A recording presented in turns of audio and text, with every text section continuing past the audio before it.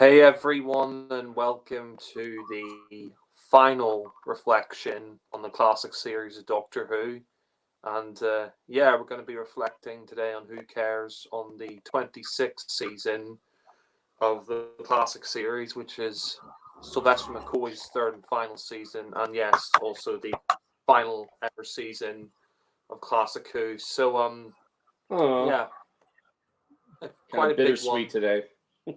Yeah, It's going to be and emotional. yeah, an emotional exit for McCoy, which we'll talk about later on. Yeah, it's the final season of Classic Who. So there's four stories in this season, as the previous two seasons had four stories. So we're going to begin with the story that brings back the Brigadier to Doctor Who for the final time on screen for Nicholas Courtney, and Oh, that story is Battlefield. So, Alan, give us your thoughts on Battlefield. okay. Battlefield kicking off McCoy's third and final season, and kicking off the final season of classic Doctor Who. 1989 is when the classic series wrapped up because the ratings were were pretty much in the toilet by this point, and especially with this story, because I think this story still holds the record for the lowest ratings of any Doctor Who story. At least one of the episodes, I think, only got like 3 million viewers. So this might have been the story that made the BBC decide that's it. This series cannot go on anymore because the ratings just aren't there. Um, yeah, 3.1 million viewers for the first episode of Battlefield. But what about the story itself? Um, Overall, I like Battlefield, but I have to tell you what makes Battlefield ultimately a good, acceptable Doctor Who story for me is the appearance for the final time of the wonderful Nicholas Courtney as Brigadier Lethbridge Stewart. Nicholas Courtney coming back for the final time uh, as the Brigadier to aid the Doctor in this adventure, and pretty, it's pretty nice to see the Brig uh, in retirement or semi-retirement. I guess living with his wife Doris. But he's called out of retirement one more time, one last time, to aid the Doctor in this adventure. And good old Nicholas Courtney, the late great Nicholas Courtney. Always a pleasure to see him in Doctor Who. And for me, him being in this story puts Battlefield over the top for me as a good Doctor Who story. If the Brigadier had not been in this story, I think I would have given this story a rating of just average at best. Um, I mean, it's not a bad Doctor Who story. I just don't think it's great either. But having the Brig in this story, put it over the top for me as a good story. I mean, I can't bring myself to dislike a Doctor Who story that has the good old uh, Brigadier in it, or at least in the case of this particular story. I mean, as you know, there was a couple of two or three John Pertwee stories uh, I didn't care for, although I love the majority of Pertwee's era. He's my favorite Doctor, but okay, there were two or three stories in Pertwee's era that featured the Brig I didn't care for. But my point being, Battlefield, it's made good by having the Brigadier there, and also the appearance of the third Doctor's classic car, Bessie. Bessie is brought out of the garage or garage, I think as you call it over there, uh, and makes a wonderful appearance in the story, which is greatly appreciated. Although John Nathan Turner thought it would be really cute to just magically change the license plate on Bessie to Who 7, simply because Sylvester McCoy is the seventh Doctor. Get it, folks? Seventh Doctor, Who 7? Do you get it? Do you get it? But it makes no sense. I mean, the license plate on Bessie always said Who 1 when John Pertwee had it. Not that it, I mean, if it had said Who 3, that would have been okay. But, the license plate always said Who 1. And now all of a sudden it says Who 7, which is ridiculous just because McCoy is the seventh Doctor. I mean, when the Doctor last visited the Brigadier in Modern Undead, during Peter Davidson's era. I mean, they didn't bring out Bessie for that story, but if they had, I mean, what would the license plate have said? Who 5? It's kind of silly to have the license plate say Who 7. It's just it's an unnecessary bit of fan service there. But otherwise, it was great to see Bessie, and of course, great to see the Brigadier. As for the story itself, this story is like a mashing of, sword and sorcery with the modern day. So it has a very interesting look to it, I'd say. Again, by this point in time, the entire Doctor Who series is now shot on videotape. They're not using film anymore for the location stuff. So the show does have kind of a cheap look to it, unfortunately. But still, it has an interesting look to it. I think the sets are pretty cool. There's that underground lair that they go to for a good portion of the story. It's also the underground lair where, Ace nearly drowns. And in fact, Sophie Aldred, who plays Ace, was nearly killed by being electrocuted because the glass in the tank she was in shattered and all the water was spilling out onto the floor, the studio floor, and she could have been electrocuted. Thank the Lord there were a couple of prop people above her, and they were able to pull her out of the tank just in time. And thankfully, Sophie Aldred still with us, thank God. But anyway, the set, that underground set I thought was really cool. There's a creature in this story with a blue head and horns and fangs, and it's like you can see the saliva dripping off its teeth, although obviously it's water. The effects people used water for that. But I thought that creature was very impressive. The look of the story, I think, is good. The cast, for the most part, is good. This story also features Jean Marsh as the main villainess here, Morgaine. Fun fact, Jean Marsh used to be married to Doctor Number 3, John Pertwee, back in the day. But yeah, very good actress. Still with us, although I think she's retired now. She's in her late 80s now. But yeah, Jean Marsh here as Morgaine. It's nice to see her. She was also in the William Hartnell story, The Crusade. And although that story is partially missing, at least we still have that classic argument scene between her and Julian Glover playing her brother in that story, The Crusade. Thankfully, that episode still exists. It's a classic scene. So yeah, Jean Marsh, great actress, and it is great to see her here as Morgaine. However, also in this story is, I guess, her son is Mordred, played by Christopher Bowen, and his performance here is so fucking hammy, so fucking over the top. And I have to do this. Hold on a second. Turn on the camera. Just for this review, I've brought out my Lord of the Rings sword, Anduril, complete with sound effects.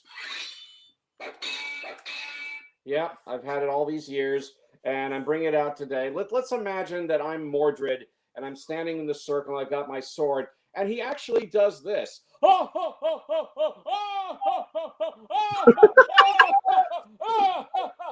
not finished. Shut the fuck up, man. Shut the fuck up. Okay, we get it. You're evil. Shut up. Jesus fucking Christ. That's so fucking ham bone. I can't believe it. I have to agree. Did anybody tell him to shut up, to turn down the volume or something? It reminds me a bit of Brian Blessed from Brian Blessed. Yes. Mind Warp. Is it Mind Warp or Time Warp? I forget what it's called. Mind Warp. Mind Warp. Yeah. Yeah. Brian Blessed. Yeah. But that performance is just so fucking over the top and ham bone. Christopher Bowen, shame on you. We get it. You're evil. Shut up now. Let's see. There's also Angela Bruce playing Brigadier Winifred Bambera, who, she's a good actress. She's an interesting character as the modern day Brigadier, since Brigadier Lethbridge Stewart at this point is retired, although he does come back out of retirement here. But yeah, she's a good actress. I like her performance here. I thought it was amusing where anytime Brigadier Bambera sees something that displeases her, she goes, "Oh, shame." That's like her catchphrase in the story. "Oh, shame." So I thought she was amusing, although I didn't buy the budding romance between her and is the character Anselin? I think it's Anselin. Yeah, it is. Yeah. By Marcus Gilbert. What does he find attractive about her? She's in military gear. She looks very butch. From a distance, you'd think that she's a man. I mean, maybe if she put on a dress and high heels and some makeup, okay, maybe she'd, that would be good. But she looks very butch. So I don't know why the hell he's attracted to her and asks her, so, are you betrothed? I mean, what's the Man, she might as well have gone on fucking Grace Jones and started growling like a dog, ruff, ruff. Yeah, exactly. I don't get the attraction, and then she ultimately returns the attraction. So, Anselin, are you married? Or, I mean, I didn't buy the romance thing at all between them. I don't know what he sees in her. She looks For a minute there. I thought you were calling insulin. I was like, what the hell? That would have been a weird name. Insulin. No, Anselin. I meant Anselin. Sorry, but Anselin. yeah, I didn't buy the romance between them. I thought that was ridiculous. I don't know what he sees in her. She looks very butch. And oh, by the way, Alan, one of the guys in the chat says your sword looks amazing. Oh, thank you. Somebody's watching us in the chat. Okay, well, thank you very much. I appreciate that. Yeah, it's a Lord of the Rings toy I've had since they released the last movie in 2003. Yeah. Oh, so you bought that before you saw Return of the King? Right around the time I bought it, like maybe right after I saw it. Yeah, 2003. I still have the packaging for it, and maybe I can bring that out later on if you want to. Oh, wow. I kept the box it came in. So maybe I'll bring that out in a bit. We'll see. But yeah, let's see. As for the story itself, I mean, a lot of it, I think the thing that really brings this story down for me, although I'm still going to give it a pass, but the thing that brings it down for me is the script. A lot of the script is very ham-boned dialogue, very silly. Yeah, let's see. This was written by Baron Aronovich. Yeah, very ham-boned dialogue coming from Ben Aronovich. I mean, as much as I like to see Jean Marsh in this story as Morgaine, she's given really ridiculous dialogue. I mean, just really silly stuff to say, which doesn't help her performance any. I don't think. So a lot of the story has some silliness to it. Also, her soldiers. This is kind of weird. Like, let's see, they're supposed to be like soldiers from the past, and yet they have guns. I don't think they had guns back in Sword and Sorcery times. That was kind of strange. So that was weird. Sylvester McCoy is good in this. He's quite good, and I do like his confrontation with Morgaine at the end. Is this war, Morgaine? Tell me. I mean, he's quite good in this. Sophie Aldred, great as Ace. And I think this is the story, being that this is the final season, I think Ace is starting to show her more feminine side. I think she's starting to wear a little bit more makeup now, not as tomboyish as she was in the previous season, or when we first saw her in Dragonfire from the first season. And yeah, it's nice to see her, embracing her more feminine side beginning in this season. And again, yeah, she came very close to dying when that tank broke that she was in, but thank the Lord they managed to pull her out of the tank in time, and she's still with us. But yeah, great performance from her as Ace. Again, the set designs are good. But for me, the ham-bone dialogue, the ham-bone performance of Christopher Bowen as Mordred, the phony romance between Brigadier Bambera and Anselin, and just the really silly dialogue kind of brings this story down for me. And yet, it's got the Brigadier, good old Nicholas Courtney as the Brig, even though he's older now and obviously he's put on weight, but he's still the good old Brigadier. Great to see him in here and how he confronts Morgaine, get off my world, I mean, if he had to go out, I suppose this was a good way for him to go. And, there is a bit of sweetness, like you say, because he's been in the show a long time. So, yeah. And, I mean, obviously in the new series, they reference when the actor actually passed, which was nice. But this to me is like his sort of final goodbye to the Doctor, which is nice. Right. Oh, absolutely. No, I definitely appreciate seeing him in this story one more time. He definitely helps to elevate the material here. Definitely. And another interesting note, they did briefly consider killing him off in the story. Thank the Lord they didn't do that. That the brig survives at the end. There's a funny moment at the end where the doctor thinks the brigadier is dead. He said, "Oh, you silly old fool! You're supposed to die in bed." And then the brigadier sits up and he's like, "Oh, I'm fine, doctor. No, that's it. I'm out. I'm not doing this anymore. I'm gonna go back home to Doris and and all that." But I'm just glad they didn't kill him off. Thank goodness. Yeah. The brigadier lives. That was the right way to go. So for me, this is a very mixed bag kind of story. There's some good things in it, but there's some silly things in it as well. And as I say, if the Brigadier and Bessie had not been in this, I probably would have given this like an average rating. But the Brig's here, good old Nicholas Cordy's here for his last appearance as the Doctor. The old classic car, Bessie is back, even though that was silly. JNT to change the license plate to Who 7. That was silly. Because Sylvester McCoy's the 7th Doctor, don't you know? Nudge, nudge, wink, wink. Yeah, but we didn't. They didn't need to change the license plate. But overall, I'd say this is a decent, acceptable Doctor Who story. It's fine. It'll do. I like it. I'll give it a pass. Part of me leans more towards a 6 out of 10, which is a marginal pass for me. But I'll be a little more generous than that, and I will give Battlefield a 7 out of 10. Woo!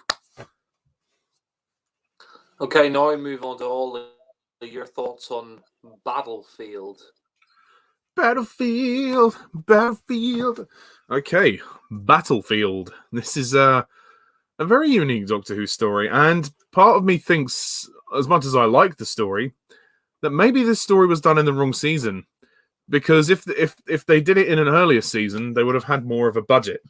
Or a little bit more of a budget. So yeah, for me, I really enjoyed Battlefield, and obviously maybe part of that is to do with the kind of the Lord of the Rings fan in me, and obviously Lord of the Rings are my favorite movies ever, so that's probably part of the appeal. So it's like Doctor Who does a kind of fantasy epic, though I don't know if the word epic really is. I think that's a bit of an overstretch, but yeah, and of course this is the Brigadier's final story, so it's nice to kind of say goodbye to him and bring closure to his character.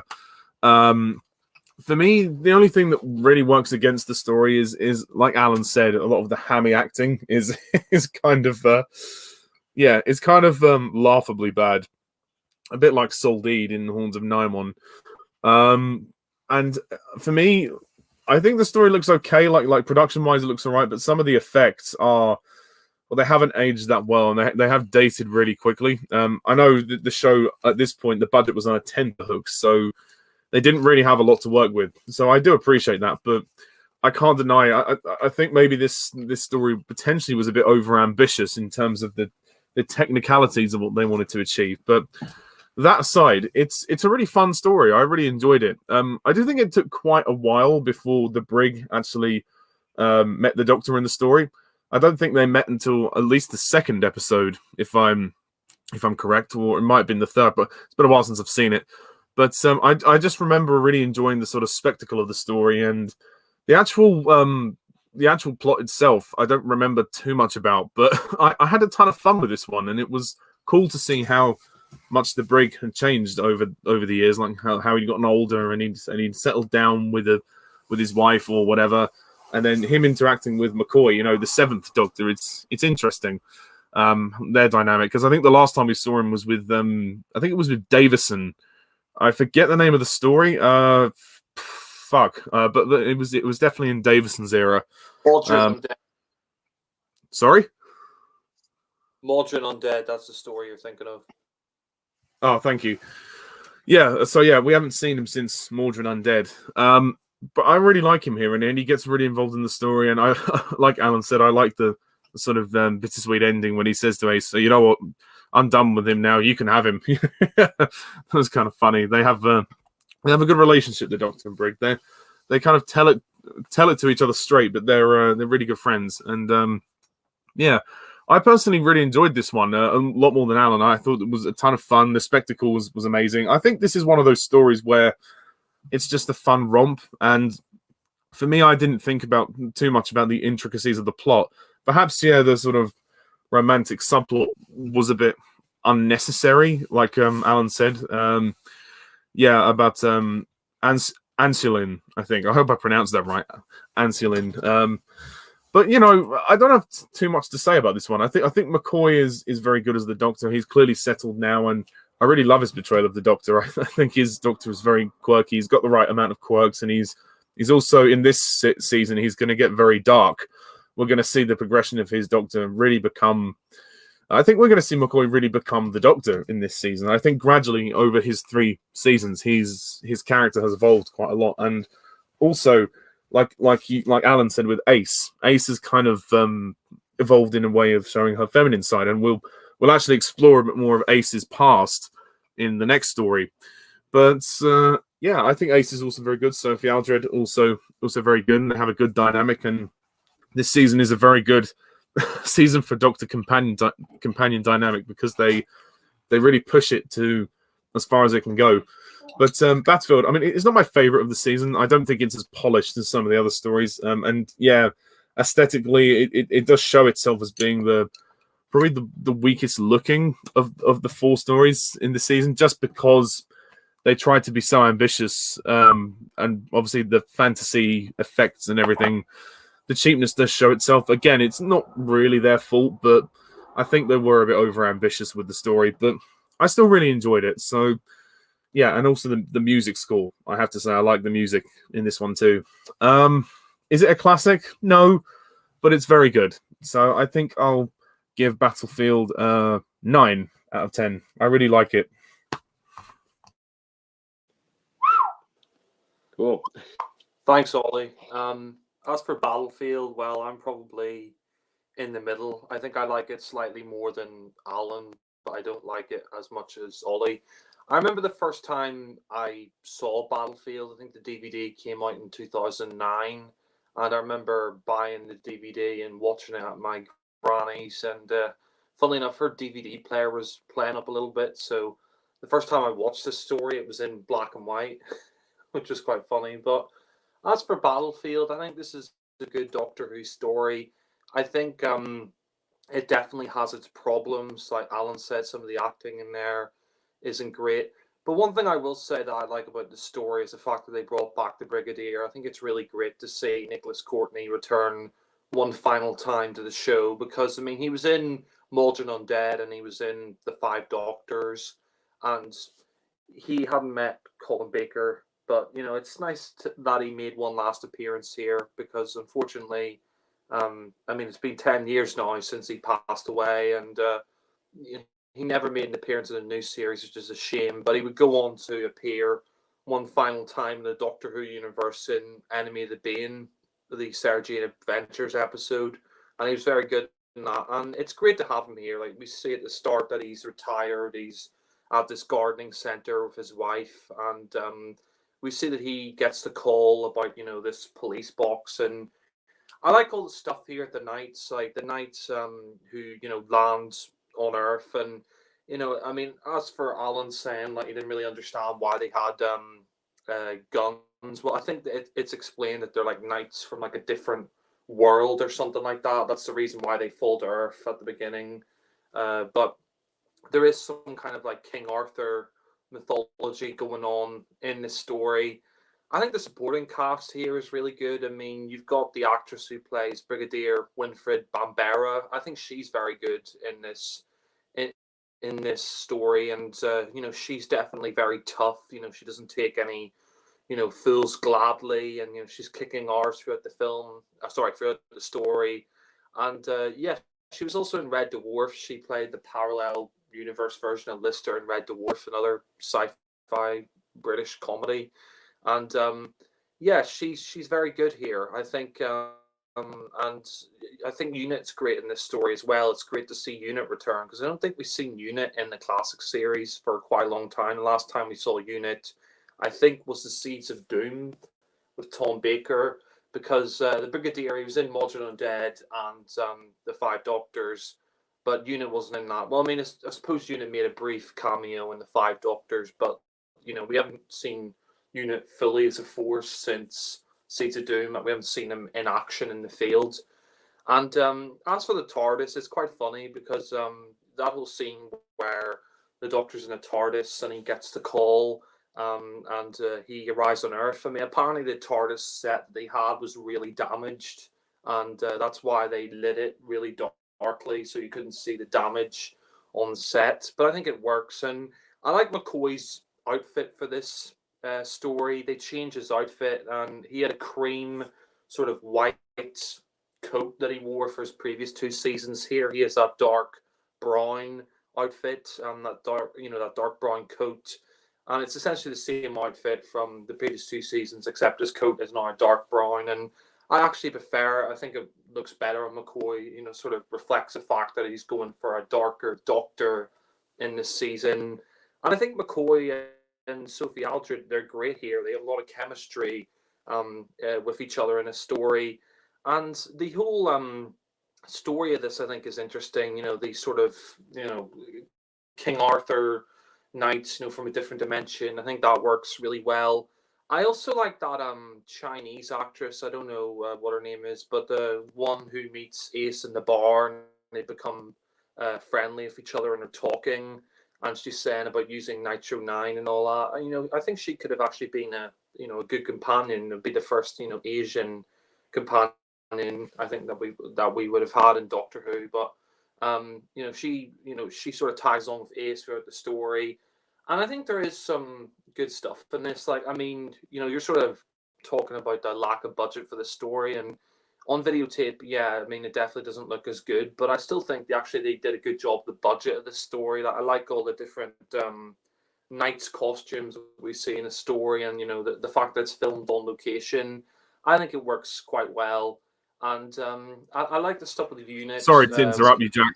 Yeah, I definitely agree that works well, but the sort of more technical, like visual effects, for me, don't work. But that's just my opinion. I don't know how you feel about that. Yeah, I mean, I think the visual effects for me are fine.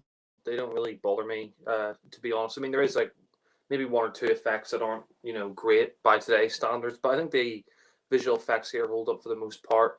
I like the stuff with you, when the Doctor first arrives, and they don't really know who he is, and this soldier says, about the Doctor and the fact that he changed his face several times, and then they figure out that it's the Doctor that we know. And I like this stuff with the Doctor as well. Like, there's this guy Anselin, and he calls the Doctor Merlin, and I like that. I like the stuff here. It's like, maybe referencing future adventure. He keeps calling the Doctor Merlin throughout the story, which is quite nice, because the Doctor, I guess you could say, he's sort of like a sort of wizard-esque kind of character, because he travels around in a police box, which, medieval people probably see as magic. And I think Jean Marsh here, she's good as Morgaine, and it's nice to see her return, because she was in The Crusade, and she was also in the Daleks Master Plan as Sarah Kingdom, and she died in that story. So it's great to have her return. I mean, I think my only criticism of her would be is some of, her delivery is a bit over the top, but I think that's one criticism that I will give the story. Is I do think some of the acting here is a bit hammy, and especially for Morgaine's son, like Alan mentioned, that scene where he's standing in that circle and he's got the sword and he's like, yeah, it's just it's a bit much. It's just very over the top. Yeah. Every time I see that scene, I'm kind of cringing, and his acting just isn't very good throughout the story. There's that scene later on where Morgaine, she's talking to the Doctor, and they're saying that they're going to have to kill Morgaine's son, and she says, "Oh, farewell, my son, have a good death." And he's like, "Mother!" It's a bit pantomimey. I have a friend who I used to have a friend who didn't like this story, and he said he's seen better acting in a school pantomime. And yeah, some of the acting here is a bit hammy, like from Morgaine's son, and the guy who plays Anselin, some of his acting can be a bit ropey as well. So that does tarnish the story a little bit. But apart from that, I think the supporting cast here is really good. You've also got Jimmy Ellis in this story, who plays Arthur Woolsey, the guy who's at he's the archaeologist at the camp, and he's quite a famous Northern Irish actor. So it's nice to have Jimmy Ellis in this. I think he's quite good. I also like some of the things in the story. Like there's that whole stuff about the, the lake and the sword coming out of the lake. Excalibur. I like that. And there's this guy who owns a local pub, and we see that his wife is blind. And at one point, we see that Morgaine, she heals her blindness because we see that her son comes to have all these drinks at the pub, and she repays her by giving her sight back. I thought that was a really nice scene. Actually, it kind of shows the fact that Morgaine isn't a completely heartless character. She's just not evil for the sake of being evil. That was pretty good. And I mean, one thing I will say about the story is I do kind of agree with all of that. I think it maybe takes a little bit long for the Brigadier to get involved in the story. That it takes him about, I think, 2 parts until he meets a doctor. He spends most of part one in that helicopter, and the helicopter blows up at one point. And I also didn't like the death of the pilot. The pilot at one point gets killed in the story by Morgaine, and I didn't like that. I didn't think that really worked, to be honest. But there are some great scenes in here. I love the scene where Ace is in. The Doctor tells Ace to draw a circle, so that will keep Morgaine away, and she's in the circle with her Asian, friend, and she's there, and she's got the sword, and it's a really great scene because Morgaine can't get inside the circle, and she's trying to get Ace and her to fight, so they'll come out of the circle so she can get Excalibur. So I thought that was great, and I think Sophie Aldred, she's really great in here as Ace, and I also like the return of Bessie. It's great to see Bessie one last time, and it's the last time we'll see Bessie. As for changing the license plate from Who 1 to Who 7, I mean, that didn't really bother me, to be perfectly honest. But I did like the fact that, the Doctor get to drove around Bessie, and, I think Ace at one point says that, Bessie's a load of junk, and then she sees how fast it can go, and she wants to drive in it. And there are some really great cliffhangers here. I like the cliffhanger. I think it's episode 2 or 3 where Ace is, she's trapped in a tank, and we see that it's filling up with water, and she's about to drown.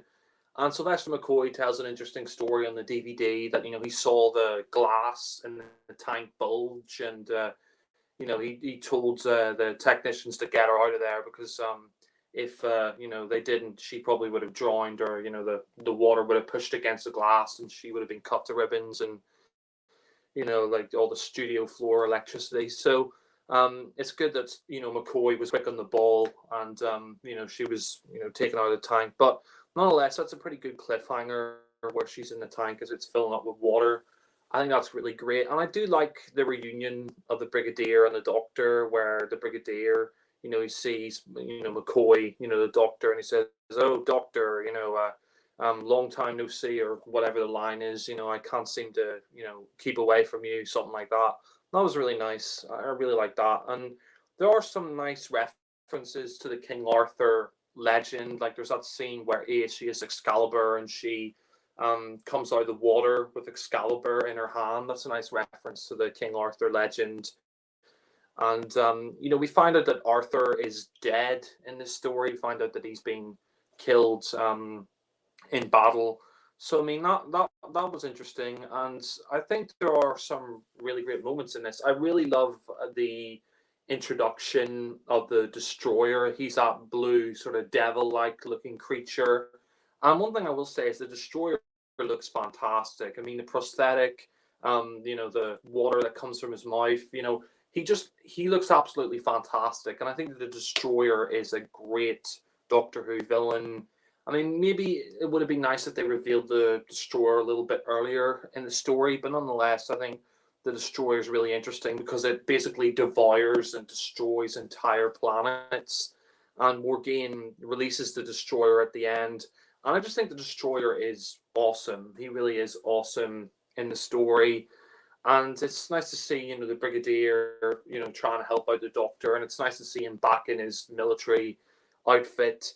And one thing I will say, though, is I'm not a fan of the line that that Ace says to the Brigadier. There's that scene where the Doctor, he's going to confront the Destroyer, and he's got the gun, and silver bullets will destroy the Destroyer. And the Brigadier, he says, "Oh, Doctor, what's that over there?" And he knocks out the Doctor. And then Ace says, "Oh, you scumbag," and he goes off. I didn't really like that line. The fact that Ace called him a scumbag. I mean, I understand why she said that because he tricked the Doctor, he knocked him out. But the Brigadier was doing the noble thing, sacrificing himself instead of the Doctor. And I think the ending is really great, where he confronts the Destroyer and he says, "Who are you, little man?" And he says, "Get off my world. I just do the best that I can." And then he, shoots him. And in the original script, Ben Aronovich, said to Nicholas Courtney, "Can I kill off your character?" And Nicholas Courtney said no, so they decided not to. And I'm glad that he didn't get killed off. I mean, if there's one character I wouldn't want to see die in a Doctor Who story, it's a Brigadier. I mean, he's been there since Patrick Troughton, and Nicholas Courtney was in the Daleks Master Plan as well. So he's been on screen with all the Doctors and Colin Baker as well, technically, if you count that little scene in Dimensions in Time. But I do like that bit where the Doctor says, "Oh, you stupid, thick-headed numbskull! You were supposed to die in bed." And then the Brigadier's like, Oh, you're a fucking cunt. yeah. And the You're Brigadier's like, "Oh, would have said that.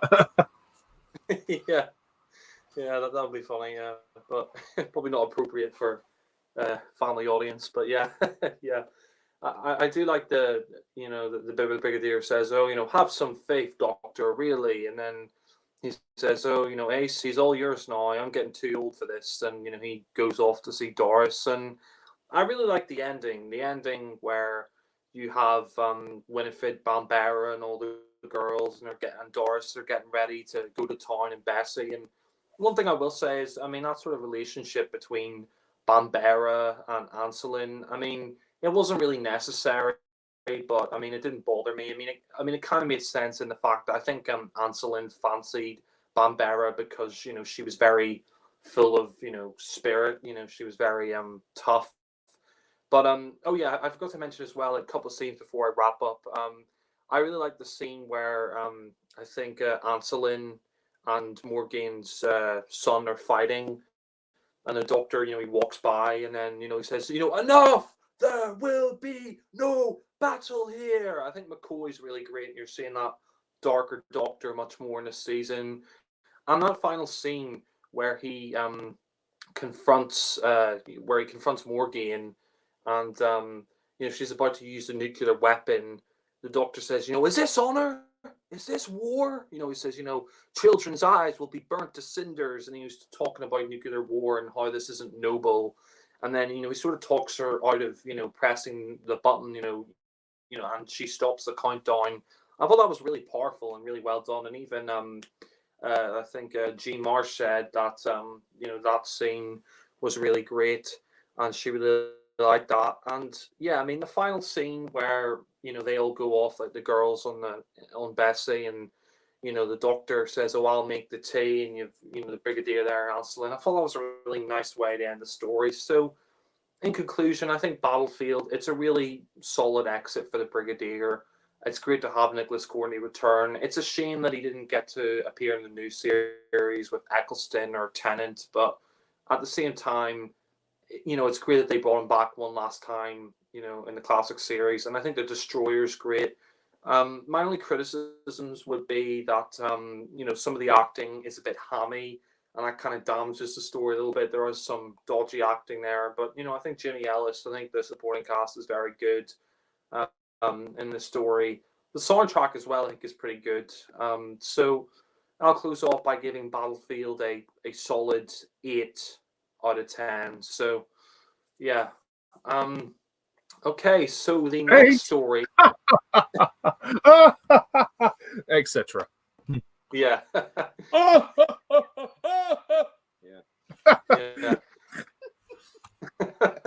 Yeah. Yeah. Yeah, talk about hamming it up. Ham bone. Yeah. Okay, so the next Doctor Who story, this is funnily enough, it's not the final Doctor Who story, but it is the final Doctor Who story that they recorded in this season. But it's the second story of the season, and that story is Ghostlight. So, Alan, give us your thoughts on Ghostlight. Scooby Dooby Doo, where are you? Okay, Ghostlight. Well, as I think you mentioned, this was it was not the last Doctor Who story from the classic series to be aired, but it was the last one that they shot. Yeah. Good luck and, trying to recount the plot. Yeah, Ghostlight. All right, I'm gonna sum it up quickly. Let me be the latest in a long line of Doctor Who fans who have said of Ghostlight, "What the fuck is happening in this story? I don't understand this story at all. What's going on? God damn, Oh. this story twists my brain into several gajillion knots. I don't know what's going on in the story. The plot makes no sense to me, and I'm not at all. I am far from the first Doctor Who fan who has ever said this about Ghostlight. This story makes no sense at all. Alan, that's the funniest thing you've ever said. Sorry, the way you just. Thank you. Stop laughing. It has to be said. Yeah, I have to say, no, Ghostlight, I've never liked this story. I've never liked it. I didn't like it when I was younger. I still don't like it now, even though I acknowledge that one of the things that saves it from being totally in the toilet, like say a story like Time in the Ranny, is that it does have good production values. I do like the set design of the house that they go to. I thought that looked very, very handsome. It's a very good looking house set. And I do think that some of the visual effects we see here are really good. And when they reveal that I guess underground spaceship set with the bright white walls and the all the technological stuff that they've got all around the room there, I thought that looked really cool. So the look of the story was good. I also think the costumes are good because I think this takes place in the 19th century. So the 19th century wardrobe that everybody's got on, that's all good. So the look of the story is good, but the plot, my God. Apparently what happened with this story, I mean, it was written by Mark Platt, and I think it was originally planned to be 4 episodes, but JNT had it trimmed down to 3 episodes. But in the process of trimming it down to 3 episodes, a whole lot of important information of the plot got thrown right out the window. And so what happened next as they were shooting it is that the director, Alan Waring, and some of the other cast members would be repeatedly ringing up Mark Platt on the phone saying, "What's going on in this scene? What's supposed to be happening? What's my character supposed to be doing? Because I can't make heads or tails of it." And Mark Platt would have to explain to the director or the cast members, like McCoy or Sophie, had to explain to them over the phone what's supposed to be happening because they didn't know what was going on in this story. And I read the plot of Ghostlight on Wikipedia, but I still can't make heads or tails of it, And to me, it just seems like the Doctor and Ace materialized the TARDIS inside an insane asylum with all these weird, wacko characters that I just don't give a shit about. I don't know what their stories are. I don't know what is it about them that I'm supposed to care about. All we know is that it's a house that apparently Ace will visit in the future, like 100 years into the future. So the Doctor and Ace are visiting this house 100 years into the past. So I guess Ace can confront something about her past or her family's past in this house. But other than that, the story makes no sense. Maybe if it had been in 4 parts, it would have made sense. But trimming it down to 3, I think, gave a death knell blow to this story because it makes no sense to me. None. I don't care about these characters. I don't know what the hell's going on other than they're in a house with some weird, wacky people. And some of them have got weird, wacky names like, let's see, Nimrod. There's a woman in the house named Control, of all the names, Control. And then we have a character called Light who shows up at the end. He's like this real airy fairy kind of guy who talks in that airy fairy kind of voice, and he shows up at the end. But I just don't give a shit about any of these people. I don't care about them at all, and I couldn't make heads or tails of what was going on with the story at all. Sylvester McCoy is good as the 7th Doctor. He's solid. Sophie Aldred is good as Ace, and again, we're getting to see a little bit more of her feminine side here. She's quite good too. The supporting cast, they try, but I I I can't say anything I like about the characters they're playing because their characters make no sense, their motivations make no sense, and the story makes no sense. The only other thing that's revealed is that okay, apparently there was what a spaceship at the bottom of the house, that underground spaceship set. Okay, apparently there was a spaceship underneath the house or something like that. But other than that, I don't know what the hell is going on in this story. I just don't. And I am far from being the first Doctor Who fan who's ever said that about Ghostlight. So this is definitely my pick for the worst story of the season. It's a good looking story. Again, good production values, good costumes. McCoy and Sophie Aldred both solid as the Doctor and Ace. So the story's not a total failure. But I just don't know what the hell is going on in this story. I'm so confused. I'm really confused by Ghostlight. I didn't like this story as a kid. I still don't like this story now. This story does nothing for me other than, it's a good looking bad Doctor Who story. But for me, it's a bad Doctor Who story. So for the good production values and for the good performances of Sylvester McCoy and Sophie Aldred, I won't give it a rock bottom rating. But the best I can give Ghostlight is 3 out of 10 because of the good production value and the good performances of McCoy and Aldred. But otherwise, this Doctor Who story is a big pile of shit. It does nothing for me. I don't understand it. So sorry, I'm no fan of Ghostlight. I'm just being honest. So 3 out of 10 for me for Ghostlight. Sorry. Well, that's fine. It's your opinion. I mean, I have to say it's probably the angriest I've heard you, which is quite funny. Enjoy your. I just have to get that out of my system. Thank you. I feel better now. Thank you. Yeah, it's not like you. That's why it made me laugh. Sorry about that. I've had this in my system for the last 32 years, ever since the story was shown on TV. So I just had to let it all out. So thank you. I think you and this story need to go to a like a mediator counseling session and talk your issues out because, whoa, a lot of anger. Just give me a plot I can follow and maybe I'll like it. But too late now. They threw out a whole episode's worth of story. Maybe if it was re-edited and like if there were deleted scenes, maybe they could add those in. I don't know, something to. Yeah, I mean, just for the record, they didn't shoot 4 episodes of stuff. I think the script was trimmed down from 4 episodes to 3, and then they just shot 3 episodes. That's kind of how I felt that it should have been 4 episodes long. Yeah. I might have liked it if it were 4 episodes, but at 3 episodes, it just doesn't make any sense to me at all. I'm sorry. Sorry, Ghostlight. Okay, well, we now move on to Ollie, your opinion on Ghostlight. Sorry, I just need a minute to go over that rant. That was hilarious. Okay, Ghostlight. I don't hate it as much as Alan. But I can totally see where he's coming from. I do pretty much agree for the most part. Ghostlight is definitely one of the most convoluted Doctor Who stories I've ever seen. This story is ridiculously hard to follow. The script is all over the place. It's not a terrible script because it does have some good things to it.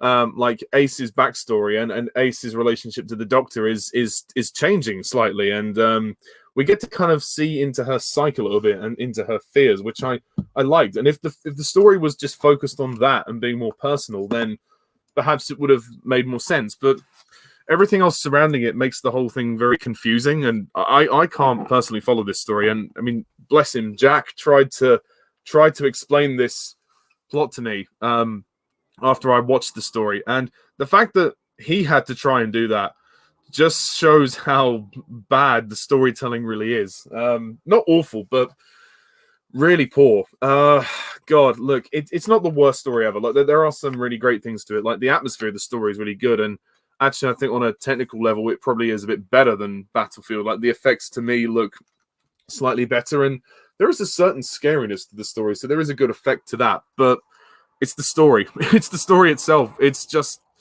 I couldn't tell you what the plot was. I honestly couldn't tell you what it was. Apart from the stuff with Ace, I couldn't recite any of the plot. And that's a really big problem for me. And I think that comes down to the script being reduced. Like I just said, it should have been 4 parts instead of 3. Then the story would have had time to breathe, and they would have had time to explain everything. And I don't remember the supporting cast. I don't remember what they did too much either. McCoy and Sophie Aldred are very good as the Doctor and Ace. Like I said, their relationship is what keeps the story engaging for me. But it's not the worst McCoy story, but it is very.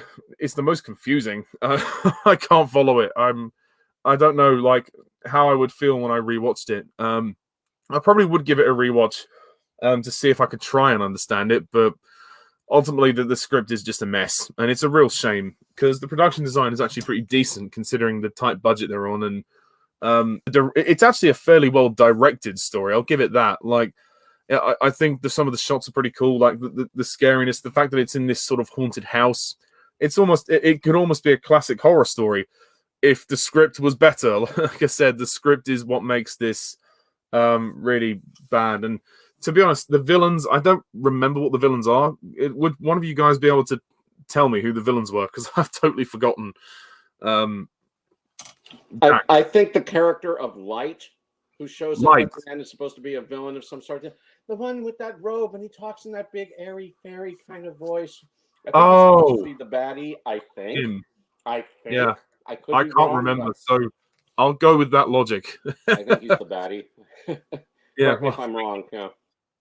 Thank you. But yeah, I'm more with Alan on this one, although I do appreciate some of the aspects to this script. But yeah, I'm sorry, this is easily the worst of the season. It doesn't ruin the season, but it is a big detractor, and yeah, it's also kind of a boring story in places. It's because it's so hard to follow. You just kind of sit there thinking, well, I'm not kind of sure what I'm supposed to think. It's a bit like watching paint dry. I'm just kind of standing here without much purpose. But when it cuts back to the Ace stuff, like that's really good. I mean, this is one of Sophie Aldred's best performances, potentially her best performance. Although it's up for debate whether you choose one of the next 2 stories in that regard. So I guess the only other thing I could say maybe is the music is quite good, but yeah, this is a very mediocre Doctor Who story. I don't think it's crap. I think the script is crap, but other than the Doctor and Ace stuff. But oh man, this needed a serious amount of rewriting. But so yeah, I'll have to give this story, Ghostlight, a 5 out of 10. Like, it's okay, but I would never watch it again. I just can't get into it. I'm sorry, and I do appreciate Jack trying to explain the plot to me after I'd seen it, but it shouldn't be up to him to do that. It should be story. It should be in the script. The script should be able to tell a coherent story, but it's incredibly incoherent. So I'm sorry, but yeah, thanks anyway, Jack. But I'm afraid I'm gonna pass on Ghostlight. I'm just gonna ghost it. Lol. There you go. Oh boy, yeah. Well, Jack, if you understand the story, please tell us, because I'm so confused. Well, then you're clearly a much cleverer man than I am, because I can't make heads or tails of it. Okay. Well, yeah, Ghostlight. I mean, I know. I'm probably gonna throw a spanner in the works. I'm gonna be the minority on this one, but I actually really enjoy Ghostlight. I think I understand where all. Wow. I understand where Ollie and Alan are coming from, where they find the story confusing, and I get that. The first time I watched Ghostlight, I was kind of like, what the fuck is going on here? But this is a story that I look back on, and I've rewatched it several times. I think for me, it's kind of like Warrior's Gate. Like, I think once I sort of read up on the plot synopsis, and once I fully understood what the story was going for, then I think I appreciated this more. Yeah. I think what I like about it's better than Warrior's Gate. I'll say that. Warrior's Gate is crap. That's a terrible story. I might actually like Warrior's Gate a tad more than Ghostlight, but that's not saying very much. That was also a very confusing story too, definitely. Yeah. Well, yeah. like I said, I can understand where you and Alan are coming from. Like, you're totally sort of puzzled as to what's going on, and I understand that. I mean, I think the reason I like Ghostlight is because this is, another story that develops Ace as a character. The fact that in this story we find out that this house that they're going to had burnt down many years ago, when Ace was the one who burnt it down with her friends because she thought there was some kind of terrible thing that happened in there, and the doctor's trying to get her. Blow your house down. Yeah, but I mean, the doctor's trying to, getting her to try and confront her fears and confront the things that she doesn't, want to see. And I think that's sort of a character arc that you see throughout the season. In the next two stories, like in Curse of Fenric, we see the Doctor challenging Ace once again to, make her rethink about her situation with her mother and stuff like that. So I like the fact that this is the first in a trilogy. This is sort of like the first in a mini trilogy, because like in Sophie Aldred pointed out, in Ghostlight, she's confronting her fears of the past. Curse of Fenric, she's confronting her fears in the present, and Survival's about her future fears. So there's definitely a character arc here that they're developing with these, which I really appreciate in this story. And as for the story itself, I think it's a pretty solid story. I mean, I really like the haunted house sort of setting for this one, the Victorian manor house. And I think one thing I will say about the story, which Alan pointed out, I mean, there's one thing you can't knock Ghostlight for, is the costumes and sets. I think they did a really good job here of the period, attention to detail, all the Victorian costumes and the set. I think this is a really I good will agree story. with you on. That was good. Yeah. Yeah. And I think Yeah, me I think too. it's a Definitely agreed.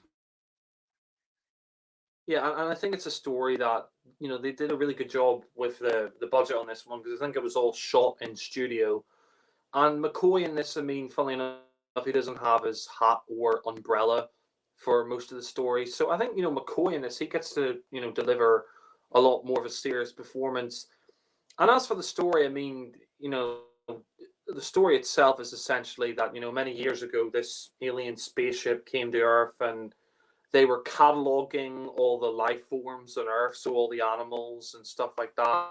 And then the creature Light went into hibernation, and now Light has woken up millions of years later. I think he was woken up, and he doesn't understand that life on Earth has changed and that man now exists. Because back when he was cataloging Earth, there was no human species because it was millions of years ago. So now he's cataloging the Earth, and he realizes that he's going to have to start all over again. And essentially, like he wants to wipe out all the species. He wants to kill them all, so he doesn't have to catalog every single species again. And you've also got some stuff here with, I think his name's Josiah, that guy who's evolving, and essentially he's an alien that's evolving into what he considers the prime evolutionary thing, which is Victorian gentleman. Because this is during the British Empire, and he's evolving into this Victorian gentleman, so which he considers the greatest predator on Earth, and he's got this plot. Can I ask you a question, Jack? Would you be able to go back in time and rewrite the script, please? And because the way you say it makes more sense. Yeah. Well, I mean, I don't blame Mark Platt. I blame the fact that they had to squeeze this into 3 parts.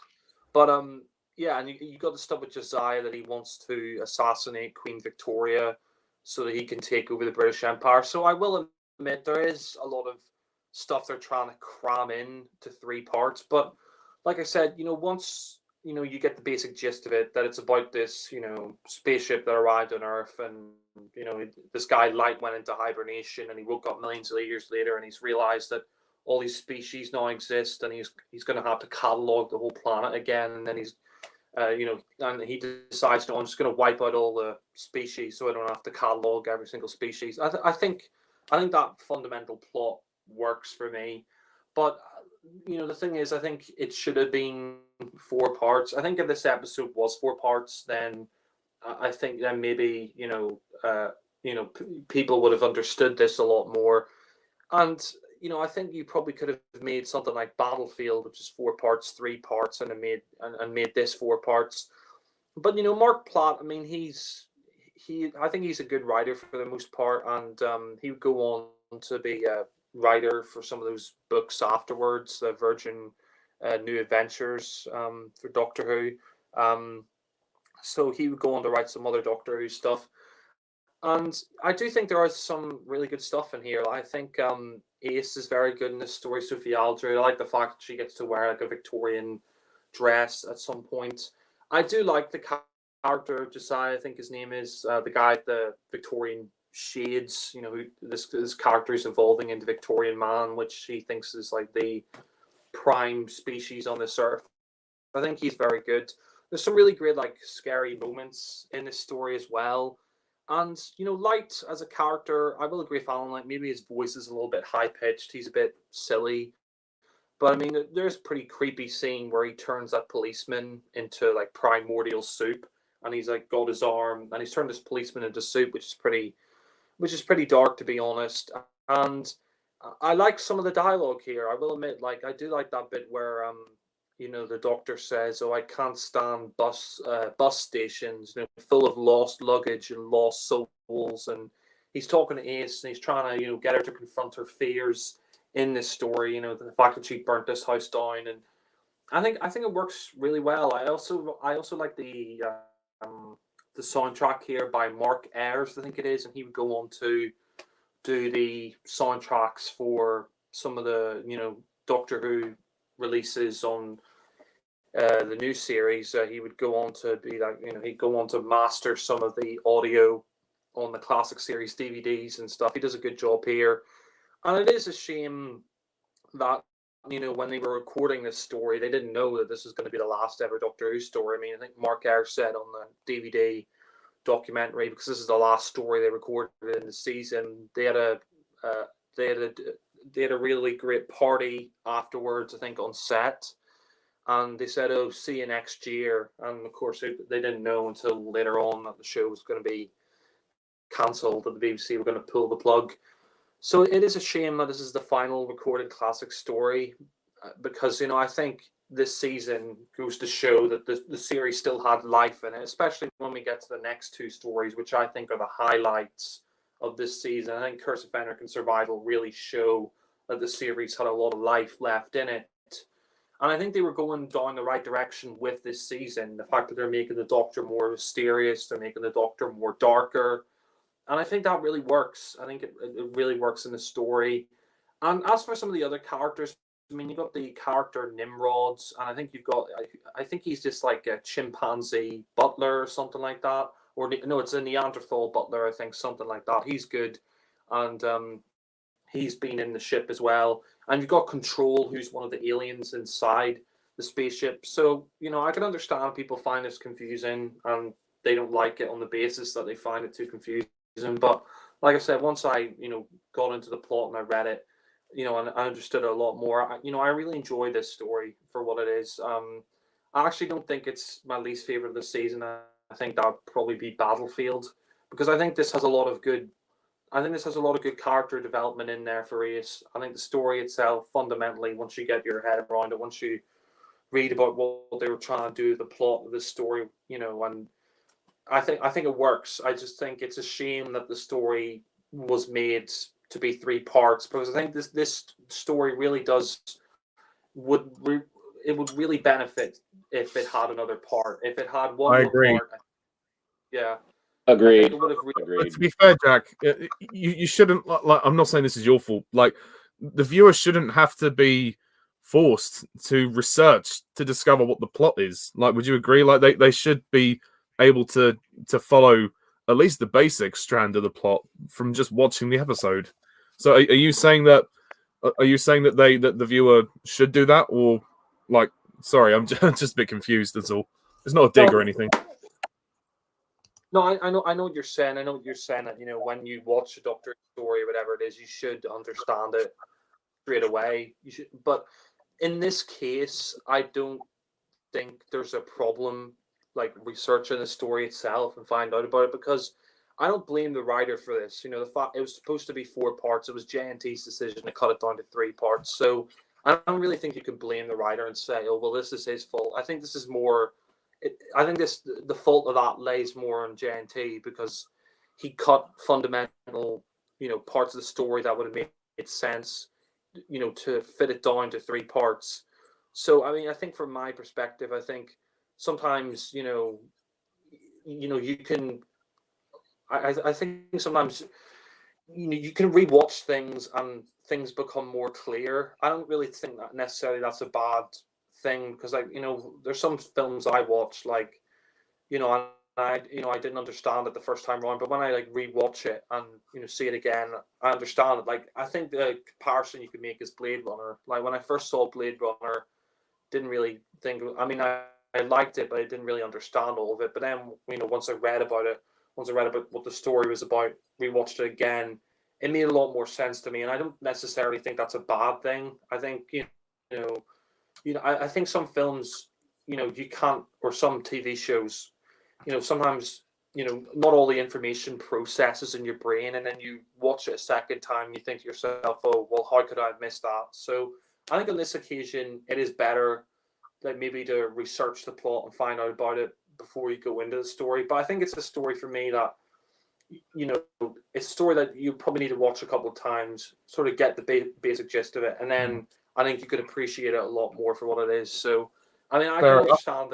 But just good luck getting Alan to rewatch it. Yeah. No, I'm done with this story. I don't think I'll ever watch it ever again. I'm done with Ghostlight. Don't want to watch Fair it enough. anymore. Don't want to watch Time in the Rani anymore. Don't want to watch Delta and the Bannermen anymore. Yeah. Or But Fine there are Rock. definitely other McCoy stories that I will be happy to rewatch. He does have his share of good stories. Yeah. Well, I mean, I'm not saying to anybody who doesn't want to watch this again, rewatch it. I'm just saying, from my perspective, it's a story that I can rewatch, again and appreciate it. So I think, in conclusion, for me, this is a really solid story. I know I'm throwing a spanner in the works here. I know I'm sort of the elephant in the room in this story, but I really enjoy Ghostlight. I think, for me, it has a lot of good stuff in there. Some great character development with Ace, some really great sets, and some great dialogue as well. I think McCoy's really good. So I'll close off by giving Ghostlight a 9 out of 10. So, yeah. Nice. Okay, so now we come on to the next story, the penultimate story of this season, and I'm going to let Alan go first on this one. Give us your case for the prosecution on the Curse of Fenrir. Oh dear, oh dear, oh dear. Maybe it's my turn now to be the elephant in the room regarding this story. Okay. The Curse of Fenric. Let me say right off the bat, when I initially reviewed The Curse of Fenric on my channel, I took a little bit of heat. I mean, not angry heat, but I took a little bit of flack on my channel for my review because even though I think most Doctor Who fans really like Curse of Fenric, and some even proclaim it a classic, some even say that they think it's McCoy's best story from his era, I am kind of not all that impressed with Curse of Fenric. I don't hate the story by any means. There's definitely good things in it, but I just think, despite all the acclaim that this story has gotten, and I'm very aware of that acclaim, okay, but despite all that acclaim, I just think it's an average Doctor Who story at best. And I know that means that I'm in the minority about this one, but it's, for me, it's the horror of Fang Rock situation happening all over again with me not liking a Doctor Who story that the majority likes. And again, for those of you who like horror of Fang Rock, if you like it, that's fine. I'm glad you like it.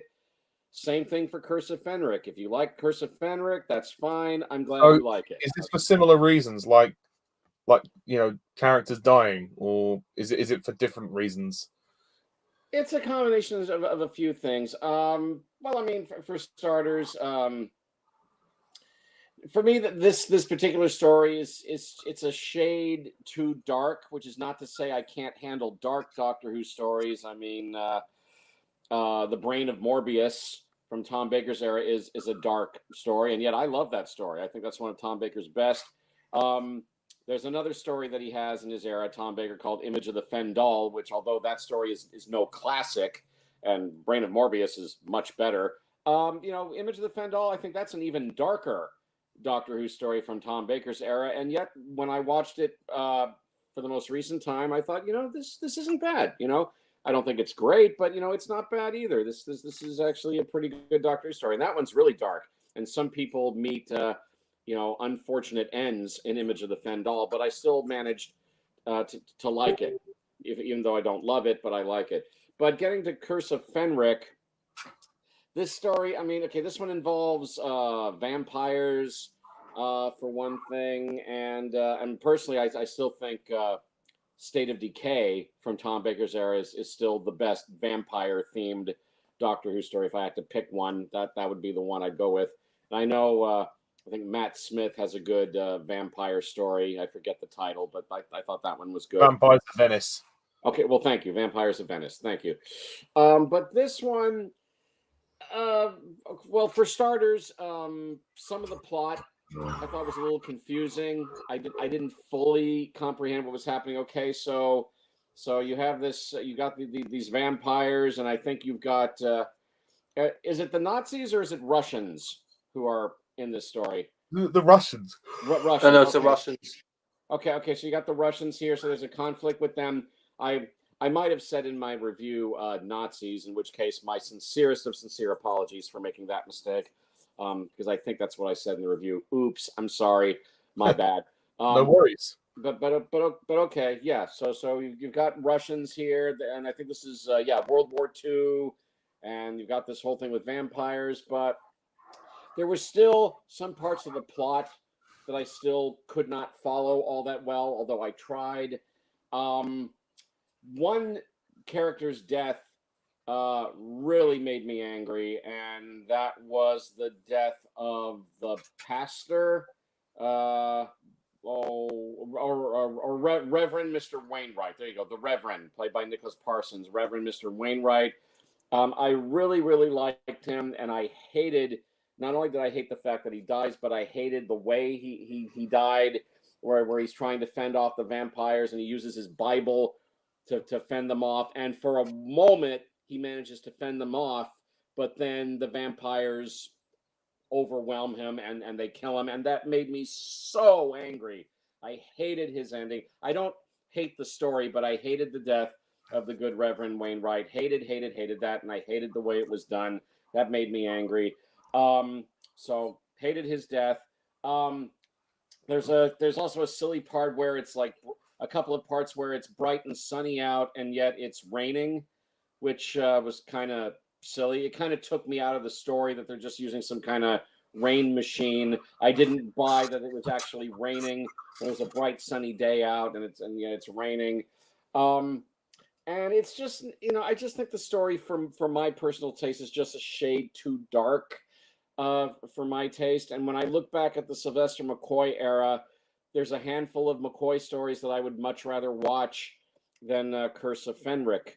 I like Dragonfire. I like The Happiness Patrol. I like, I love The Greatest Show in the Galaxy. I like Battlefield. And I think I'm also going to really, really enjoy McCoy's final story, Survival, sneak preview. And I think I would much rather watch those McCoy stories than Curse of Fenric, if I'm totally honest about it. But at the very same time, there's no denying that there's also some really good stuff in this story. McCoy, excellent as the Doctor in this story. I liked his performance a lot. And of course, this is probably the best performance of Sophie Aldred as Ace, because she's given a lot of great dramatic stuff to do, even though I'm not all that crazy about the story surrounding her. But this story, once again, delves into her past. And, it's revealed that the young baby that she's been in touch with is will one day grow up to be her mother. So that means the baby's mother is Ace's grandmother. And Ace has always had issues with her mother. So for her to see her mother as a baby, that kind of changes everything, really. And then, of course, we have that classic scene at the end. And the doctor has to do some manipulation on Ace at some part. He has to get Ace to do certain things, and that means he has to treat her in a not particularly nice way, I think, for some part of the story. But again, it was to get her to do something in particular that he needed her to do, and he had to treat her badly in order to get her to do it, I guess. But that final scene where after the main adventure is over and they're by the lake or the river or whatever, and they're standing on the rock, and how Ace breaks down and says to the doctor, she was my mom. That was a powerful moment. Then of course she dives into the water, I guess, as a way of cleansing herself, if you like. And all of that, very powerful, and it's probably Sophie Aldred's best performance as Ace, and I give her that. I mean, she's given a lot of great dramatic stuff to do here. It's a great performance from her. As far as the supporting cast, I mean, I really loved Nicholas Parsons as Reverend Wainwright, but I hated the fact they killed him off, and they killed him off very poorly. That scene made me angry. The rest of the supporting cast, well, I guess the other standout for me would be the young woman playing Ace's grandmother. I don't recall the character's name. Is it Jean or is it Phyllis? I'm looking at the cast list. I don't remember the character's name, but anyway, the actress playing Ace's grandmother, as it turns out, she was quite good. Although Ace doesn't realize that that's her grandmother until the very end, but she was quite good. The rest of the supporting cast just doesn't stick out for me. Let's see. I mean, there is some good makeup work here. I mean, let's see. I guess the main creatures we see in the story is called a hemivore, and it's like they have they're very. I mean, they look very. It's like a combination of fish and squid. They're in humanoid form, but they look like fish and squid. And their design I thought was really good and very creepy. So that's good. So there's definitely some good production values in this story. So I, anybody who accuses me of hating The Curse of Fenric, I don't hate The Curse of Fenric. There's some good stuff in the story, but I guess I'm in the minority with this one. I just think the story is it's a shade too dark for my taste. It's not the kind of dark Doctor Who story that appeals to me, unlike other dark stories like, say, The Brain of Morbius, or to a lesser extent, Image of the Fendal. Inferno, going back to John Pertwee's era. That's a really dark story, and that's one of Pertwee's very best stories. I love that story.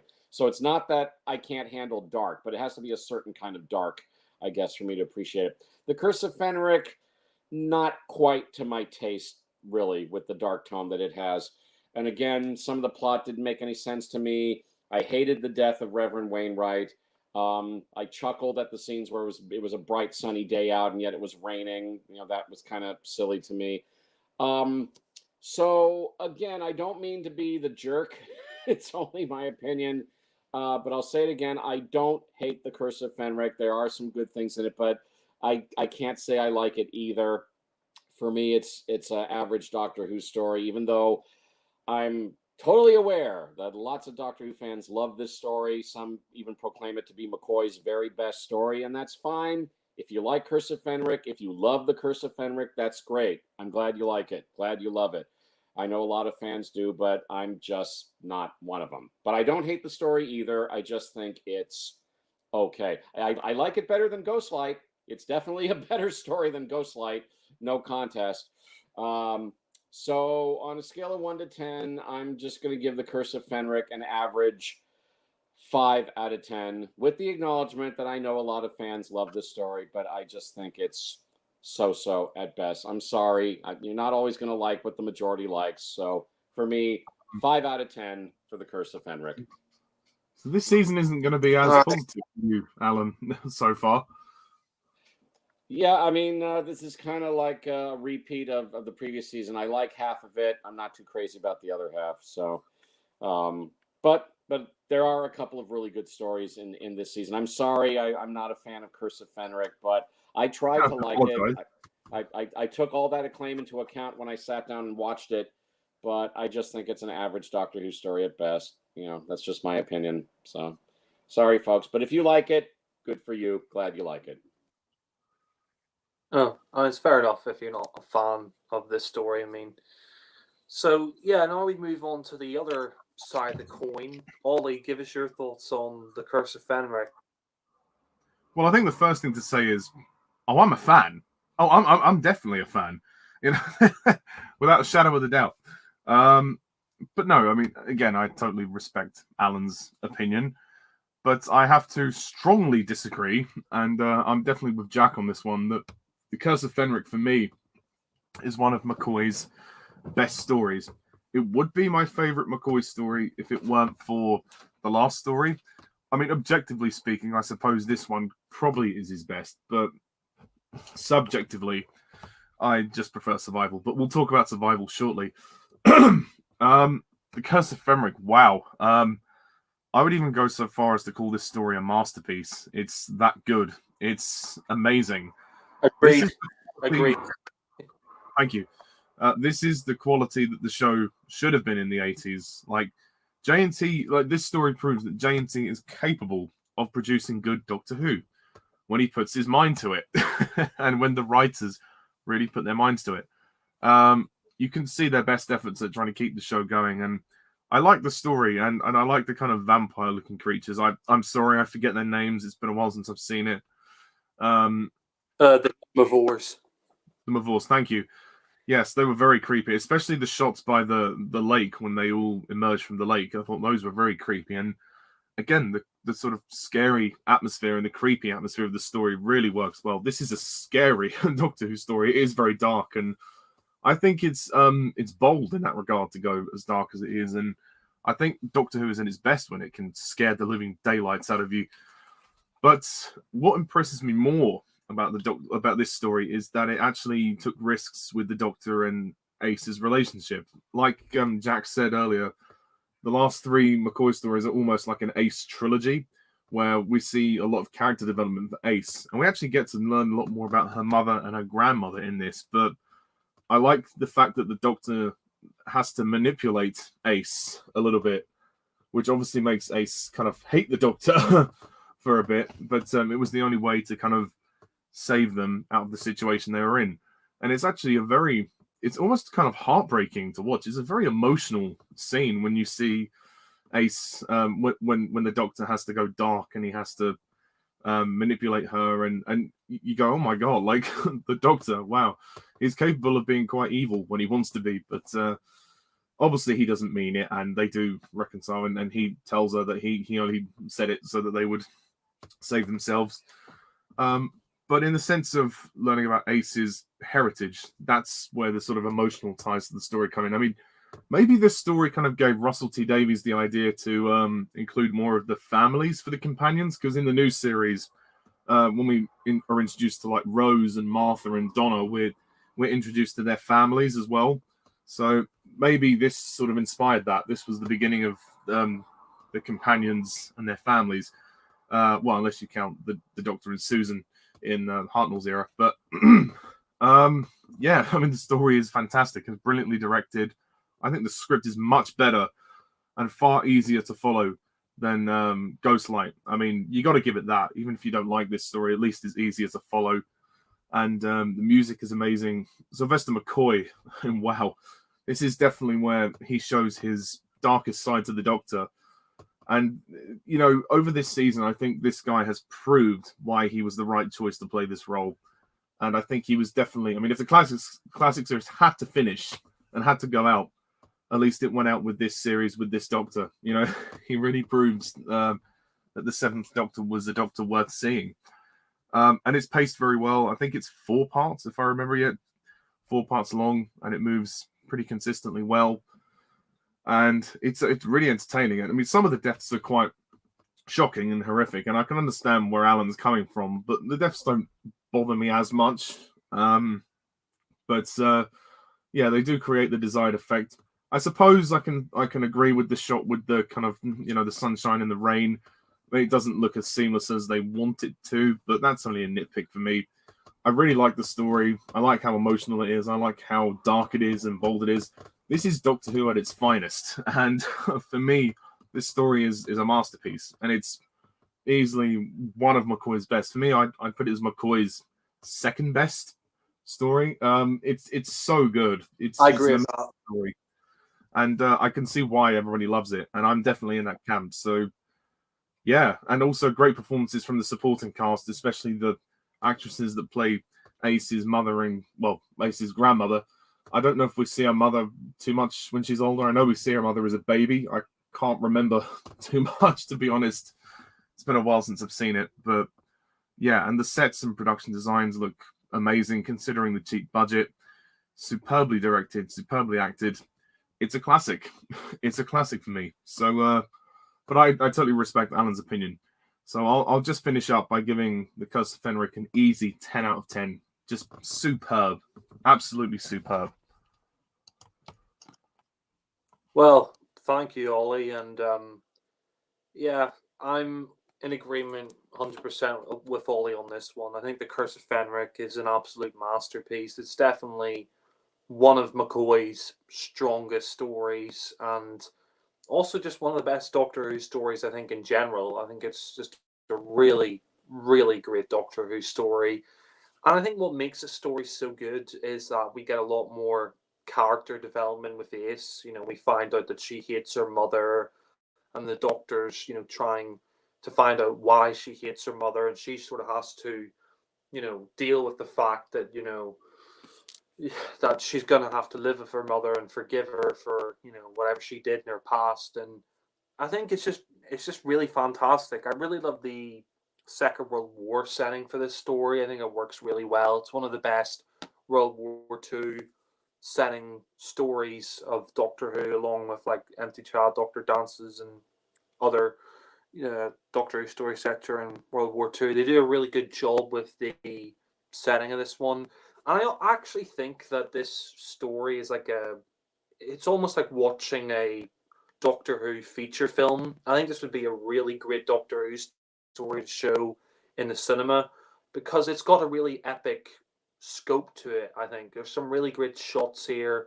There's some really like atmospheric shots of like underwater, and you see the perspective of the hemovores and like dead bodies and stuff like that. And I can understand if Alan isn't a fan of the dark tone of the story. I know my cousin, he was really creeped out by the story when he was younger, and he really didn't like it because it was really scary. So I can understand if some people maybe find this one a bit too dark, but I think the fact that it's darker, the fact that it's going for a more darker edge really works. And I think the supporting cast here are fantastic. I mean, you got Nicholas Parsons, who plays the Reverend Wainwright.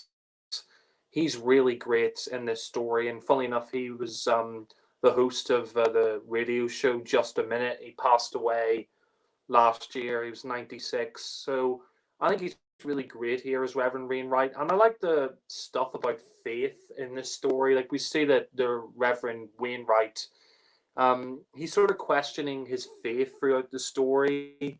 He's a devout, Christian, but as the story goes on and, we see that, he starts to, believe less in his faith. And I like, the central theme of the story about faith and, stuff like that. I think it works really well. And I think McCoy is just on point in this story. He really is fantastic. This is one of his best performances because, again, they're pushing his doctor in that darker, that much darker direction because he and Ace, they go through it in this story. They go through the mill in the story. And I think McCoy, I mean, hats off to him. Quite literally, he could take his hat off and he could take a bow because he really is fantastic in the story as the Seventh Doctor. And I think by this point, he really is just probably one of the best Doctors. He's just really good here.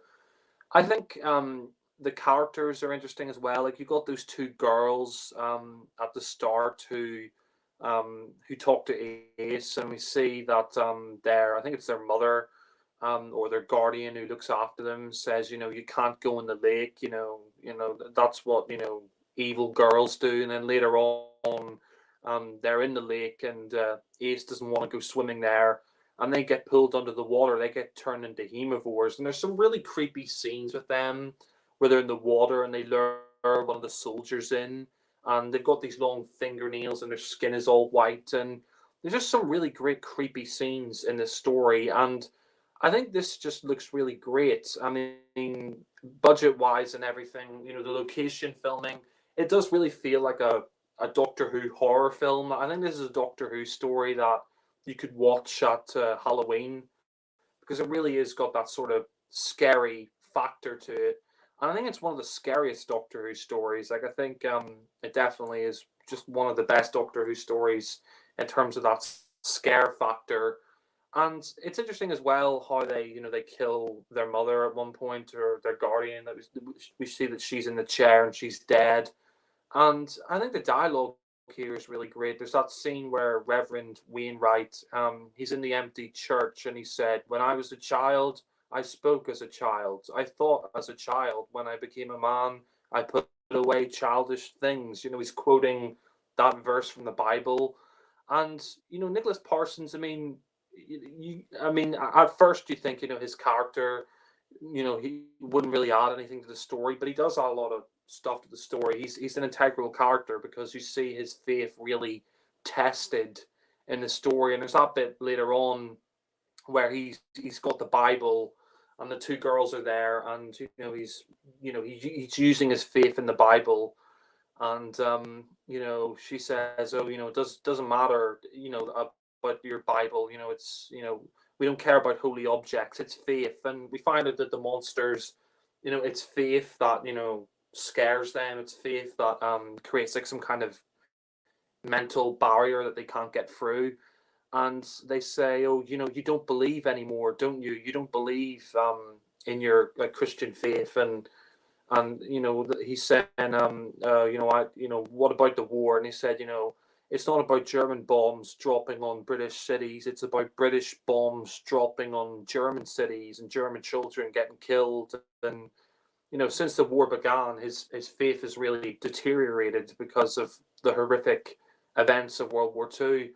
And I think that's really great. And I think his death, while I didn't want his character to die, I thought it was really well done, because his faith is broken and he dies. And I like the fact that there is consequences in this story. There are characters getting killed off in the story, and I think it works. I think it really works. And I like the Russians in this as well. I really think the Russians are well developed in the story. We see they're on some kind of secret mission. And then later on, Ace, she's talking to the captain, and he says, "Here, have our badge." And, we see that, the Russians, they're quite brave. They're not, painted out to be these like stereotypical communist bad guys. And I think they're really great in this story. There's some really, interesting subtext in the story as well. Like, I like all the stuff with Ace and her mother. Like I was saying, like we find out that Ace, she meets her grandmother in this story, and it's really sad, because we see that at one point Ace's grandmother gets a letter, and it turned out that her husband was, MIA, missing in action, so he's presumed dead. And she gets a letter and she's very upset, and Ace is there, and you can tell that Ace cares for her and she really likes this baby. And she doesn't realize until the end that is her mother. And I think that works really well in the story. I also think there's some interesting stuff here about Ace. Like, she's talking to the doctor, and she says, "Oh, I'll distract the guard." And then she says, "Oh, Professor, I'm not a little girl." So, there's that bit where she's pretending that, to seduce the guard. She's talking about, the wind and time and all this stuff. And like, there's some really like adult themes in the story, but I just think the script here is it's just top notch. It just really is. I forget the writer who wrote this, but yeah, Ian Briggs. That's it. Ian Briggs, the guy who wrote Dragonfire. I think his script here, this is the best script that he's wrote for Doctor Who. It really is fantastic. I know this is Sam Harrison's favorite McCoy story and his favorite 80s story, and I can see why. And the story just, it has a really great pacing to it.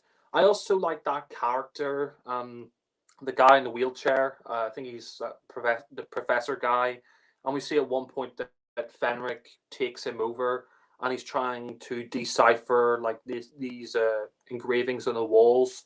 He's very good. You've also got the actress who plays the nurse, and she would go on to appear in the new series in Smith and Jones. She played the Plasmavore, the one who's sucking the blood through the straw.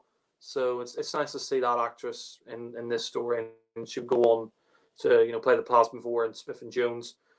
So the story itself, I just think, is really really great, and the soundtrack is great as well. And there's some great scenes. Like I love that scene where they're in the church and the Hemivores are trying to bust in, and you see the Hemivores come out of the water as well, and they're these sort of blue aquatic vampires. And what's disturbing about the Hemivores is we find out that their humanity, millions of years in the future, they're what humanity will eventually become, which I think is really disturbing. And I mean, I think my only like minor nitpick of the story is when they're in a church and the Hemivores are busting through, you could tell that part of that set is a little fake looking, but um, that's a minor criticism. I like all the stuff with the Doctor where he's using his faith. I think he has like faith in himself or faith in the Time Lords or whatever, and he manages to get rid of the Hemivores. And there's some interesting scenes. Like there's that scene where Ace is going down on the ladder and the Hemivores like try and grab her or whatever. That was really well done.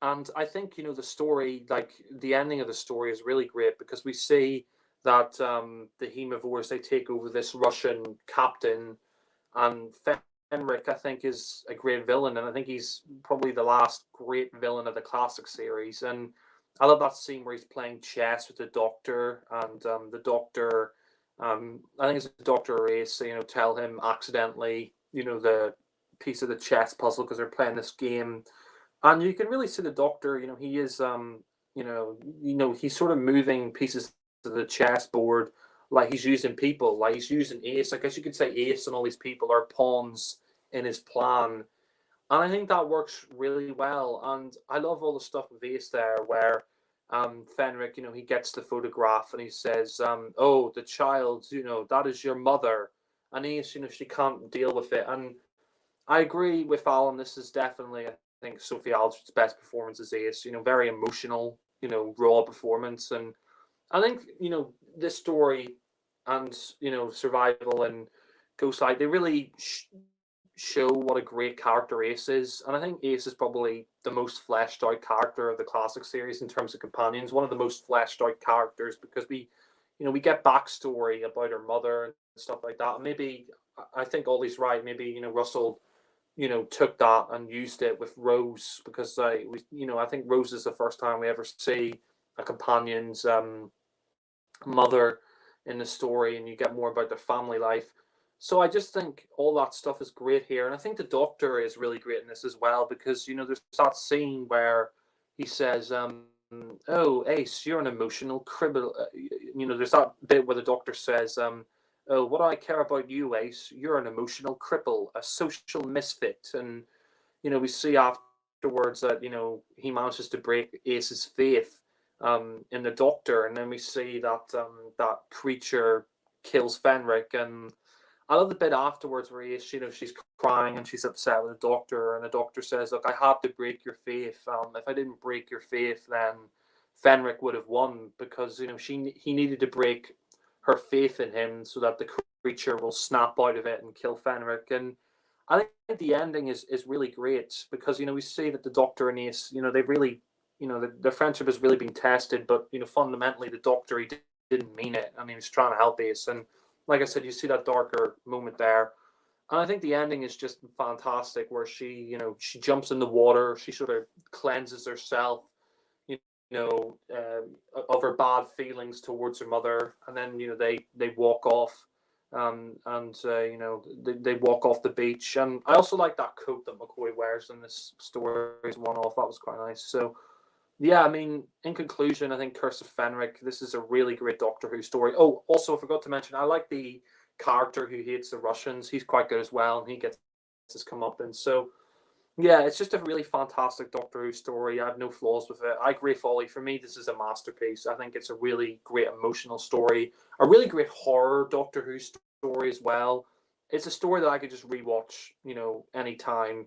And there's some great character development with Ace, and her relationship with her mother, and the fact she hates her mother, and then she learns to let that go. And I love the fact as well that she helps her grandmother escape, get in the car, and she goes off with Ace's mother, and they manage to get away from the Hemivores. And the Hemivores themselves look great, the makeup. And Nicholas Parsons, late great Nicholas Parsons, he's really great as Reverend Wainwright. And the script by Ian Briggs, the direction, everything about this just is fantastic. McCoy's great, Sophie Aldred.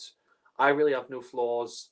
It's like almost like a Doctor Who movie. I really think this would be a great Doctor Who story to release in the cinema, and it really is a great horror Doctor Who story. You can watch this at Halloween, and yeah, I think it's arguably McCoy's best story. It's not my favorite. I think, like Ollie, I prefer the next story, Survival, just a tiny bit more. But arguably, like from an aesthetic standpoint and story standpoint and everything, it's just flawless. I really have no flaws with it. So I'll close off by giving The Curse of Fenric an easy 10 out of 10. So yeah. Thank you, Jack, for that.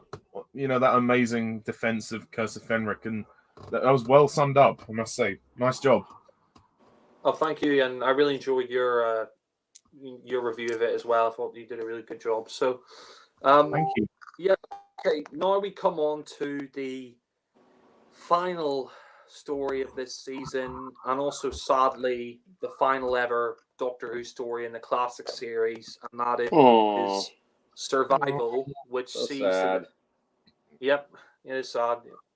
And yeah, we say goodbye to the classic series, and we also see the return of the Master one last time, played by Anthony Ainley. So, Alan, give us your thoughts on Survival. Can I make a request, Alan? Would you possibly be able to do what you did in your review, reenact the speech with Sunny? Well, I would need the script. Maybe I can find Sunny's nearby. Can I get the script? I wonder if I can bring it up on my pad here.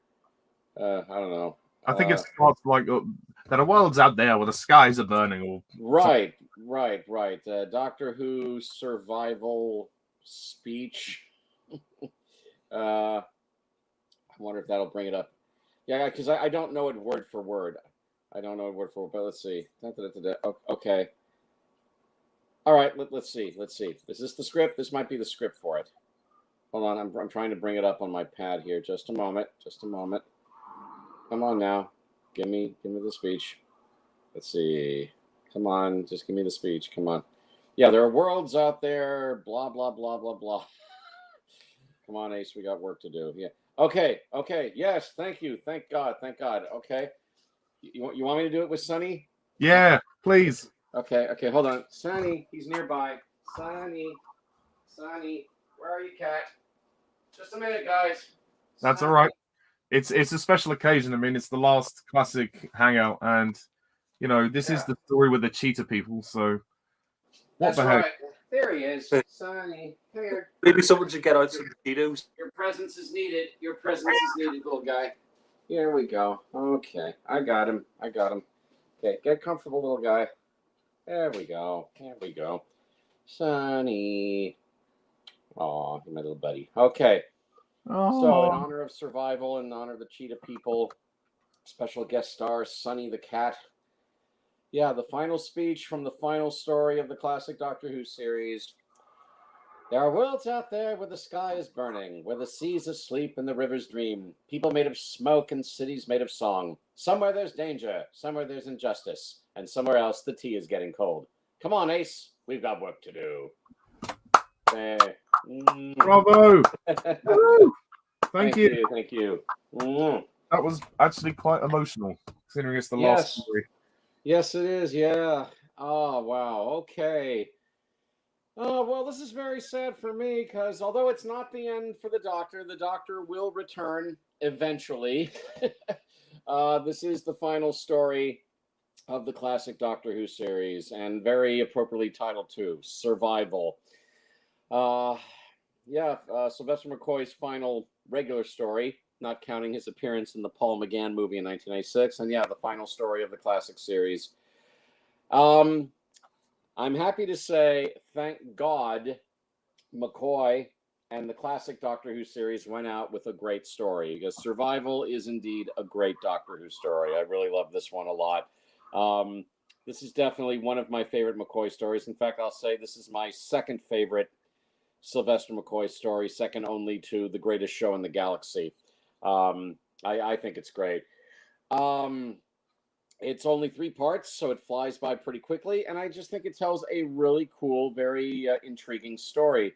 Also worth noting, this story was written by a lady, Rona Munro, and I don't think there have been too many women who have written for Doctor Who. I mean, there was Jane Baker with Pip and Jane Baker, who wrote some stuff, and I think there may have been one other woman who wrote for Doctor Who, I think. So, Barbara Rona Munro. Clegg. Sorry? I was saying the other female writer was Barbara Clegg for Oh, yes, Enlightenment. Barbara Clegg, who wrote Enlightenment. Yes, which was a great story. Okay, so Rona Munro is the author of Survival, and she was probably unaware that she'd be writing the final story of the classic series, but she wrote a great story. She really did.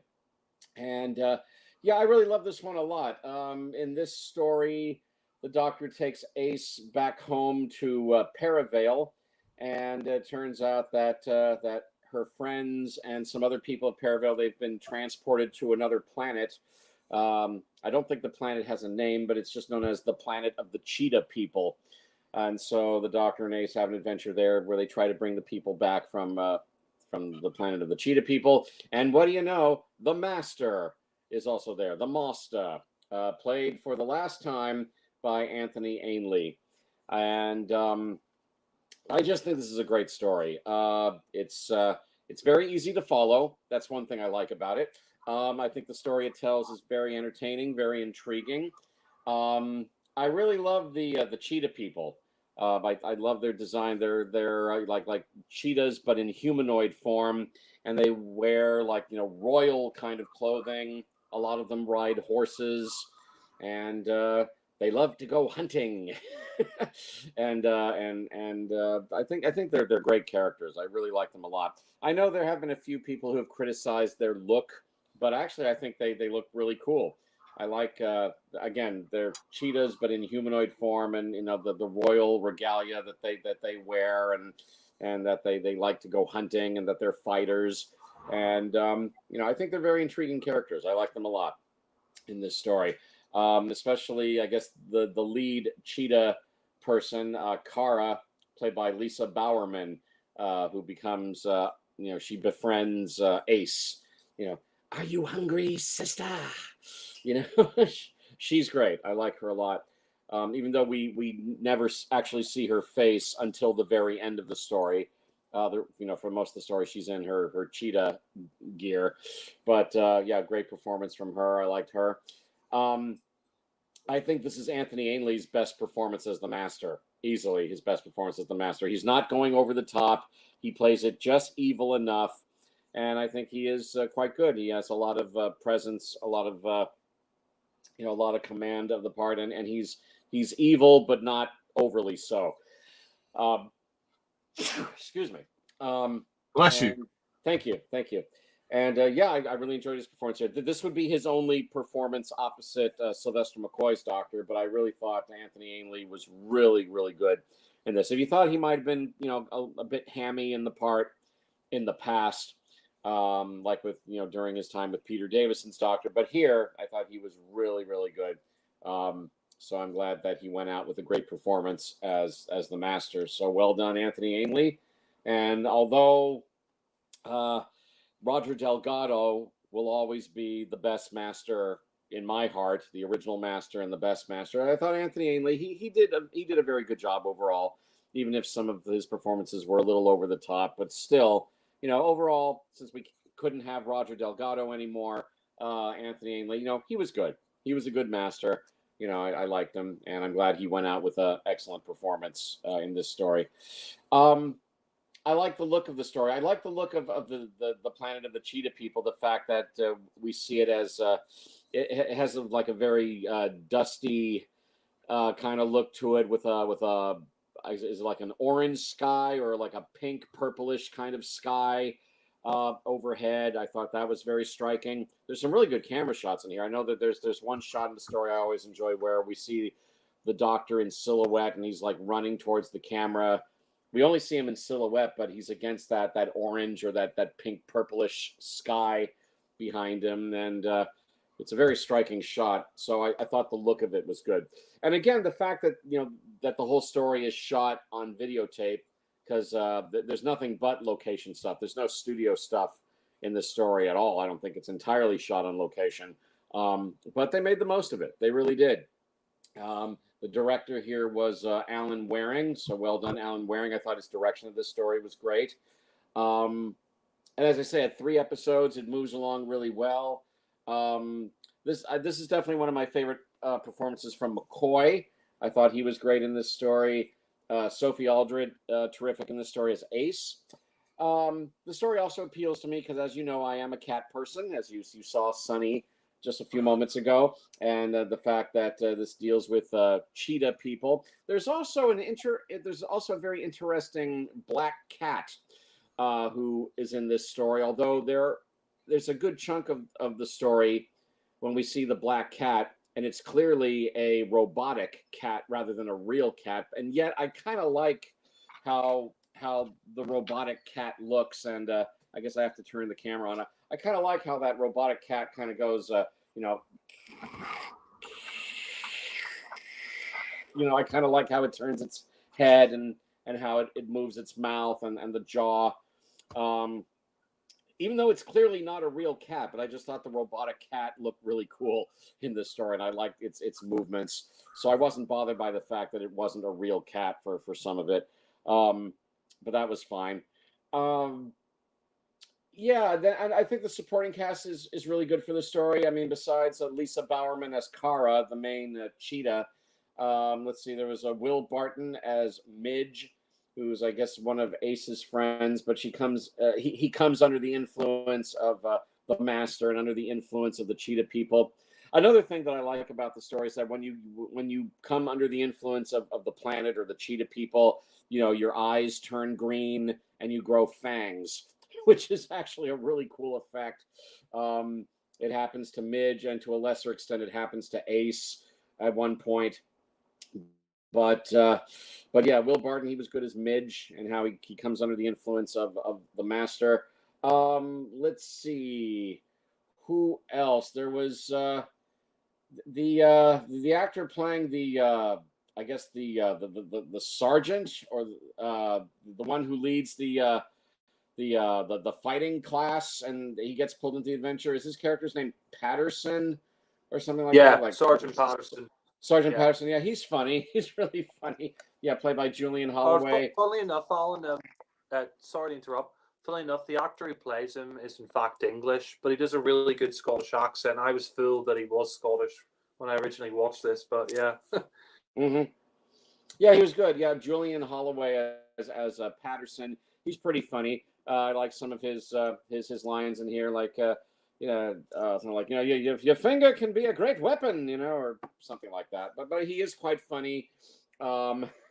He kind of sort of unravels during the adventure on the planet of the cheetah people. And when he comes back, he tries to pretend that it never happened. but he is quite funny. So I liked him. There's some other people here. I guess the actress's name is Sakuntala Ramani as Shrila, another one of Ace's friends. She's quite good. You can't miss her. She has very striking, I guess she's an Indian woman. I guess she has Indian heritage, something like that. Very striking looking, but she's quite good, and she plays one of Ace's friends, and I liked her.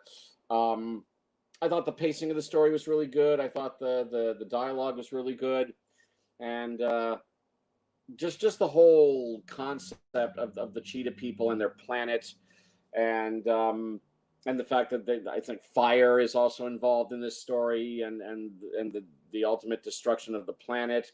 It's a very intriguing story, I thought. And again, very well directed, very well paced. And again, it flies by quickly at 3 episodes. I love the final confrontation between the Doctor and the Master at the end. The Doctor almost kills the Master with a rock, but he stops himself in the nick of time, saying, we have to go home, because they're on the Cheetah planet, and fire is all around them, and hell's breaking loose. We have to go home, and and then the Master takes that advantage, and he almost kills the Doctor, but. It's one of McCoy's best lines. McCoy shouts, "If we fight like animals, we'll die like animals." And then next thing you know, he's transported back home to Earth. But that's one of my favorite lines from McCoy. "If we fight like animals, we'll die like animals." So I'm glad he got that line in just before the series ended. That's a great moment for McCoy. So overall, I really love the story. I think the only couple of things that stop it from being a perfect story for me, even though part of me wants to give it a perfect 10, but I think Ace's friends depart a little too quickly.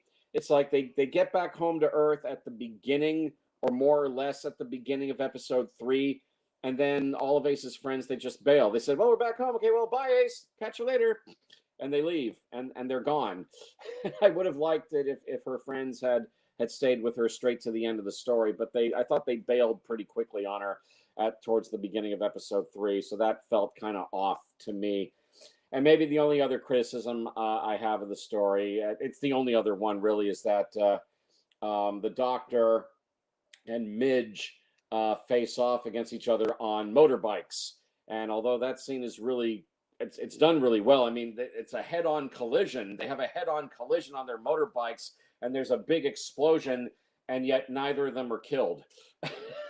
It's apparently the Doctor got thrown from the bike, and he just so happens to land on a like a stray mattress or something that was in the field. There just so happened to be a mattress there for him to land on. Okay. And Midge doesn't immediately get killed either, although the Master later kills him. But the fact that they had this big head-on collision on motorbikes, big explosion, and yet neither of them die was kind of silly, I thought. Although the actual head-on collision was pretty cool. But other than that, I have no complaints about this story. No other complaints. I think it's great. And if the classic Doctor Who series had to go out, then this was a great story for it to go out with. Thank God. It's a very strong story. It's definitely one of my favorite McCoy stories. Again, it's my second favorite McCoy story, right behind The Greatest Show in the Galaxy. So I think it's great. I'm saddened that it's the final story of the classic Doctor Who series, but clearly the ratings just weren't there anymore. And it's a shame that McCoy didn't get to do one more season, because there was plans for another season, but the BBC did not let that happen. And the show went off the air pretty quietly. No announcements were made at the time the show was canceled. They just let Doctor Who quietly fade away. And it only dawned on people after about a year or two that, well, I guess the classic Doctor Who series is gone. That's just the way they did it. Maybe they would have done it differently now, but that's just the way they did it back in 1989. But anyway, just to wrap this up, I love Survival. I think it's a terrific Doctor Who story, one of McCoy's best. I'm glad McCoy and the classic Doctor Who series went out with a great story. So on a scale of 1 to 10, I'm going to give Survival a very strong 9 out of 10. And long live the classic Doctor Who series. Yep. Yay. Okay, now we move on to Ollie. Your thoughts on Survival? Ollie? Sorry, just sending a message. Survival, yeah, wow. This is a great ending to the classic series. I mean, not intentionally was it meant to be the end. And I know some people laugh at it with the costumes of the cheetahs, but you know what? This is the last story. I'm not going to be petty about this now. I'll let them have it. Arguably, like I said, objectively speaking, the previous story is arguably maybe better. But for me, something about Survival just, really grabs me. I don't know whether it's the epic scope of it, the story itself, and the story is pretty damn good. It's very tension built, and I like that, and I like the fact that it is about spectacle, and it is, the whole concept of it, and the fact that if they don't get off the island, or sorry, the planet as soon as they can, they will become those creatures, and it adds this sort of tension, and I love the fact that the Master comes back as well. And unlike a lot of his previous appearances, Anthony Ainley feels very much center of the piece here, and you can completely understand his motivations. His fight with the Doctor at the end is just wow, it's incredible. It's so good. It's one of the best confrontations with the Doctor and the Master. I mean, some of the effects probably haven't aged too well, but that's just again, victims of circumstance of the time. The lack of budget. This was the last story, so you're gonna have to kind of forgive them a bit for that. And at 3 parts, it moves along very briskly. I also like the Doctor's bike battle with, is it Midge or Mitch? I forget his actual name, but something like that anyway. And that explosion is pretty epic. I mean, you actually do think that the Doctor has died. That's really intense. I like the fact that we get to see Ace's hometown as well, of Perivale. Not Pyrovile, as some people would get confused with. And Ace's friends, I mean, that would be my only other criticism. Ace's friends don't get too much development. It would have been nice to kind of explore their friendships a bit more and make the drama a bit more character focused when Ace was on the planet with them. But whatever, it's only a minor criticism. The spectacle is amazing. The fights and the choreography are also very good. And Kara as well is a great character, and her death is very powerful, I must say. This is definitely one of the most thrilling Doctor Who stories in the classic series, one of the most exciting. And I do wish the Cheetah People did have another name, that they weren't just the Cheetah People. I think they might have a name, but if they do, I've forgotten it. But for me, this is one of McCoy's best performances as well. You see the friendship between him and Ace has come full circle, and his speech at the end, which is the last ever speech of the classic series. I mean, they didn't know that this would be the last story, but you wouldn't think that. There's a kind of assumption that they do kind of know in a way that the show could potentially be going. Although at the time there was no certainty. Sorry to interrupt you, Ollie, but funny enough, that final speech wasn't originally in the story. Apparently, J&T, when they were in post-production on the story, he realised, I think the BBC told him that the show wasn't coming back, so we got Andrew Cartmel,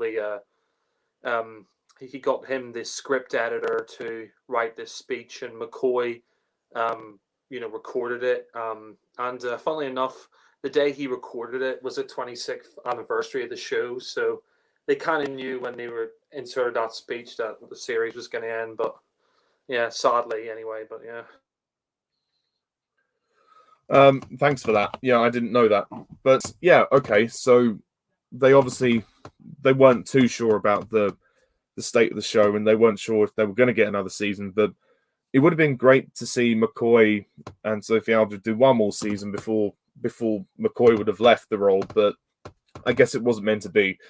It's a shame that the ratings went downhill so much. But yeah, and this is also, for me, Anthony Ainley's best performance as the Master. This is where he really hits his stride, and he goes out with a bang.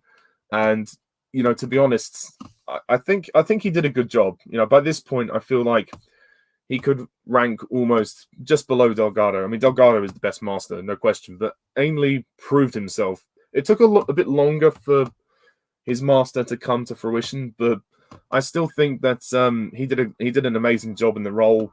And he encountered the most Doctors in his time, when he'd been there since the end of Tom Baker. So played the role for almost a whole decade, which is really amazing.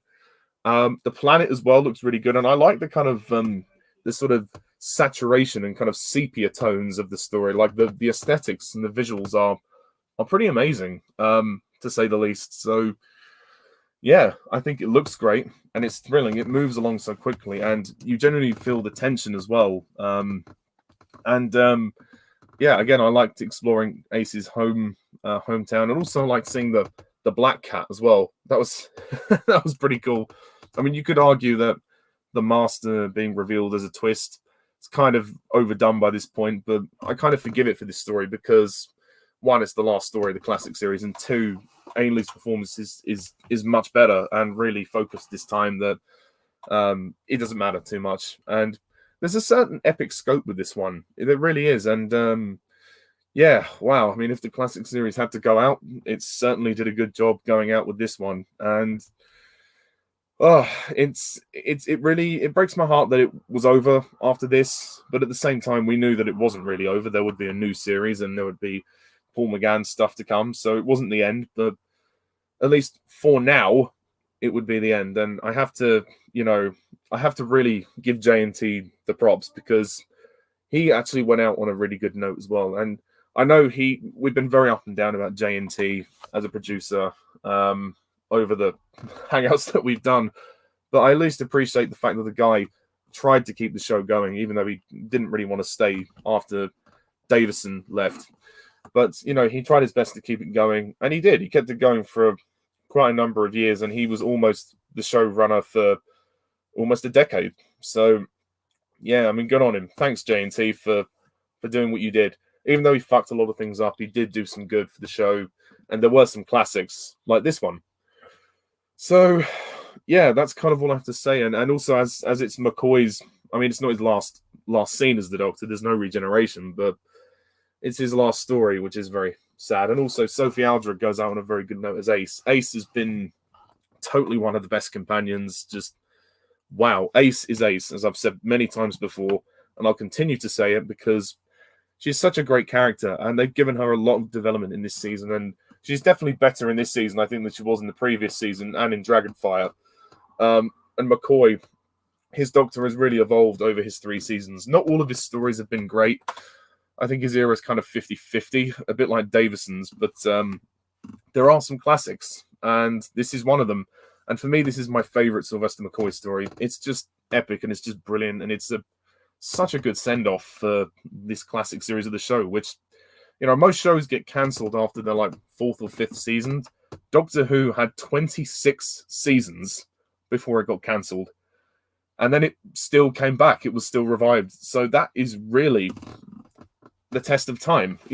Doctor Who is one of those shows where it's timeless. Even if the show ended now, it would still be timeless. And I think that there's always going to be fans of Doctor Who and people that never want it to end and people that do want it to end. But it just goes to show the imagination that this show has and the relentless kind of support that it has, even when the show was at its lowest lows. So, what more could you ask for? If there wasn't such a support, then maybe it wouldn't have come back in 2005. But as of now, this is it. This is the end of Classic Who. 26 years, 7 Doctors, and yeah, wow, what can I say? Survival easily gets a 10 out of 10 from me. And it's amazing to think the journey the show has come on from the unearthly child to Survival.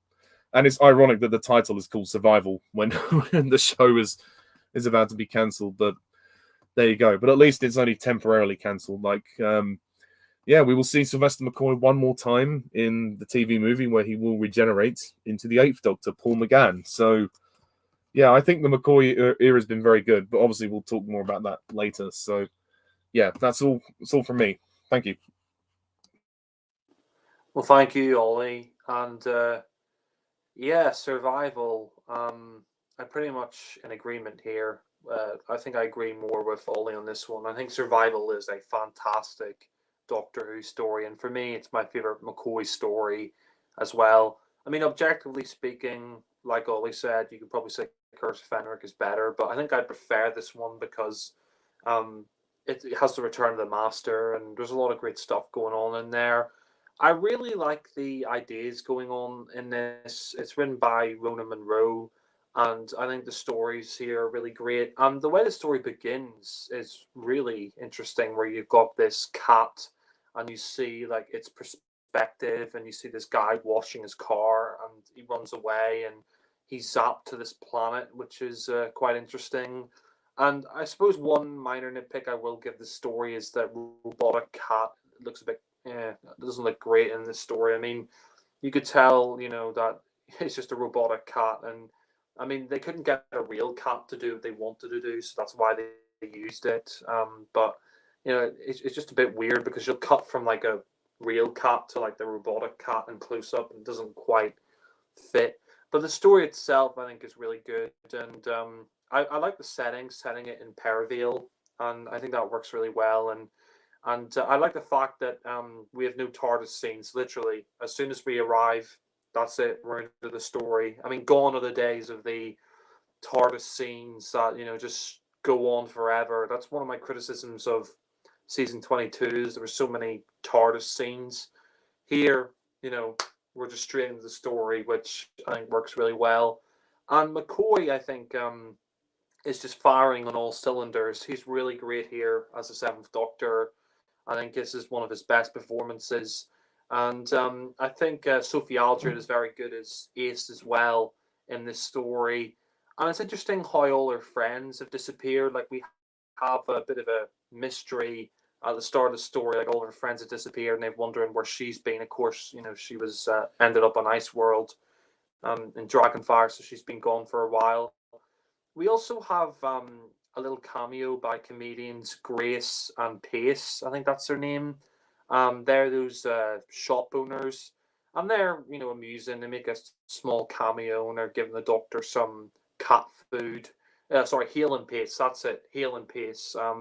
They're those comedians talking to the Doctor, and he's looking for cat food, and that's interesting. And I mean, it's interesting as well how the Doctor is trying to get this cat, the black cat. He's trying to lure it out, and it's also kind of ironic that this is the final Doctor Who story, and it's set in London. And the first Doctor Who story in An Earthly Child was set in London as well. So it's kind of a nice full circle to the classic series, I guess you could say.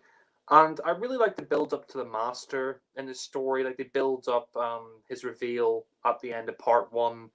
And for most of the story, you just see him in the shadows. There's some nice references in this story. Like, there's that bit where Ace goes to see the Sergeant with the Doctor. They go into that gym, and on the one of the posters in the background is cats, which is a nice sort of reference because there's cats in this story, and it's called Survival. And yeah, I mean, I think Julian Holloway, who plays Sergeant Patterson, he's very good. I mean, funnily enough, when I first watched this story, I actually thought he was Scottish. He does a very good, very convincing Scottish accent in the story, and I like his character. Like, he's training, these kids or whatever to, survive. And there's that time we see these kids fighting, and he says, "Oh, Sarge, you beat him," and he says, "Oh, you think I'm being too tough on you, son? You ever heard of survival of the fittest?" And he's basically this tough sergeant, but when it comes to the crunch later on, we see that when it comes down to it, he's a bit of a coward, which is quite funny. And yeah, I mean, there's some really great intrigue and mystery, and we see all these people being transported to the planet, and there's some great scenes in this. I like the scene where Ace is in the park, and then we see that Kara arrives on the horse, this cheetah person, and she's chasing Ace. And she gets zapped to the planet, and the Doctor's there, and he's like, "Oh, so they've taken you away, but I'll find you." That's really great. And the reveal of part one, I think, is really great. At the end of part one, the cliffhanger where the Doctor, he's trying to get to the Black Cat, and the Sergeant's there, and they both arrive on this planet, the planet of the Cheetah People. And I have to say, they've done a really good job with the special effects here. Like, they've made the sky all sort of pink and purple, and I really like that because I mean, in the classic series, when they filmed in a quarry, they didn't really add any special effects, but the special effects here, what they've done to the sky and everything, it looks great.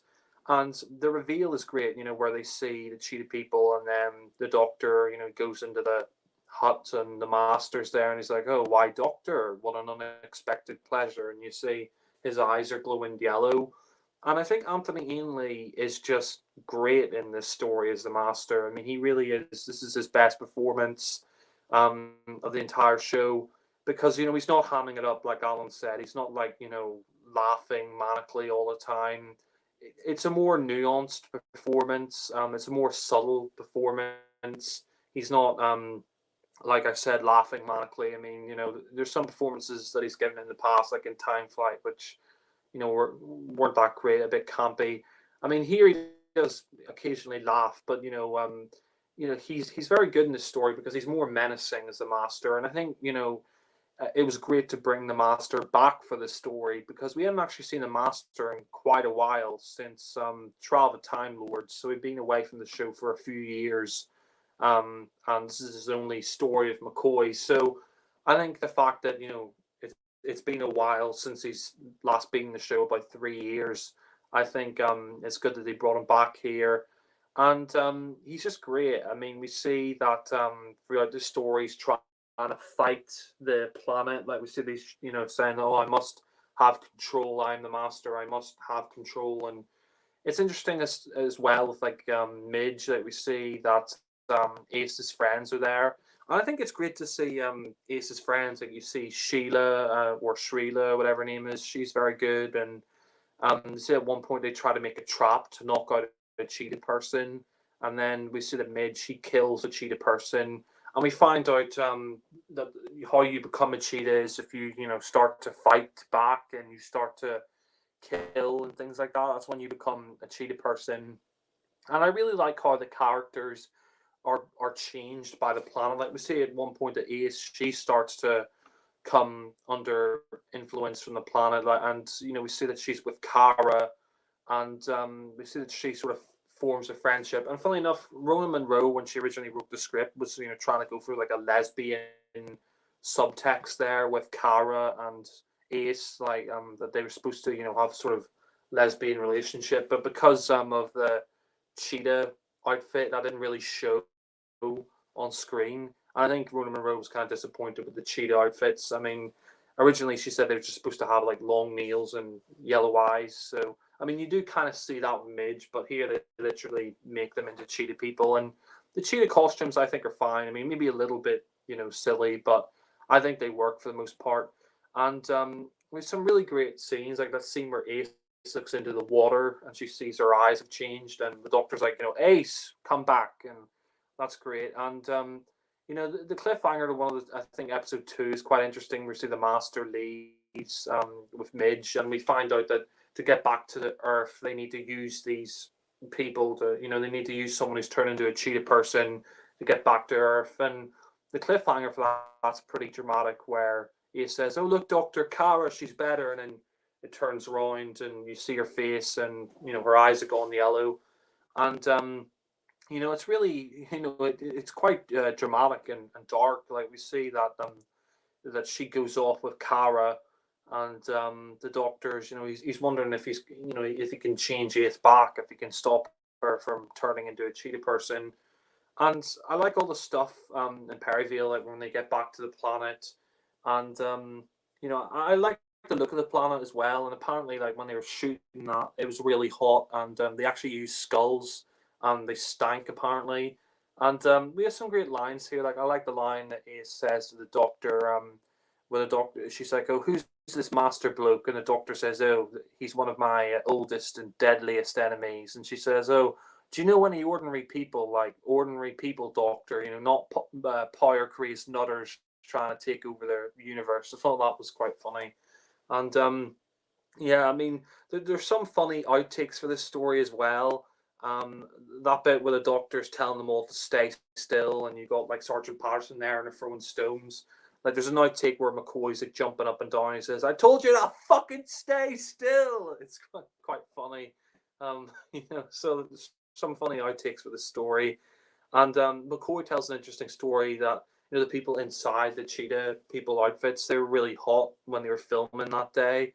And apparently one of the people he was filming just whipped off the cheetah outfit and ran across the hill because it was so hot. And apparently McCoy said all she was wearing was a thong, and he said it was a wonderful sight or something. That was quite funny to hear that. But yeah, I mean, the story itself, I just think the pacing here is really great for 3 parts.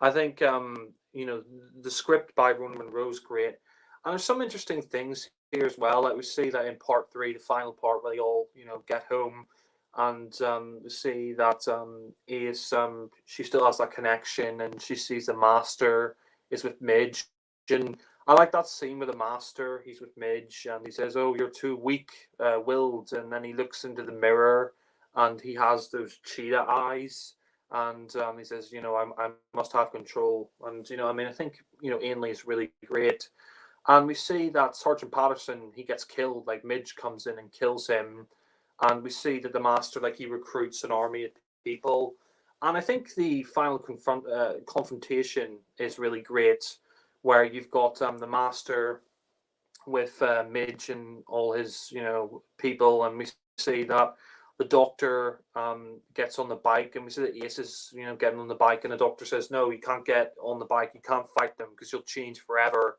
And we just have that badass shot of McCoy on the motorbike, and then you have Midge on the motorbike, the close up of them, and they're driving towards each other, and there's that huge explosion. That's just an awesome sequence. I absolutely love that. And we see afterwards that the Doctor's fine. He like landed on a sofa or whatever. And we see that the Master tells Midge to, basically kill himself. It's time for you to die. And then we see as well, unfortunately, that the Master he kills Kara. Like, Kara is there, and the Master says, "Oh, go back to your planet." And she says, "Oh, do you bleed? I can always kill you if you bleed." And he kills her with the fang or whatever it is, and he sort of laughs and runs off. And I like the fact that you see Kara's true physical form at the end, and she says goodbye to Ace, and she says, "Good hunting, sister," and she dies.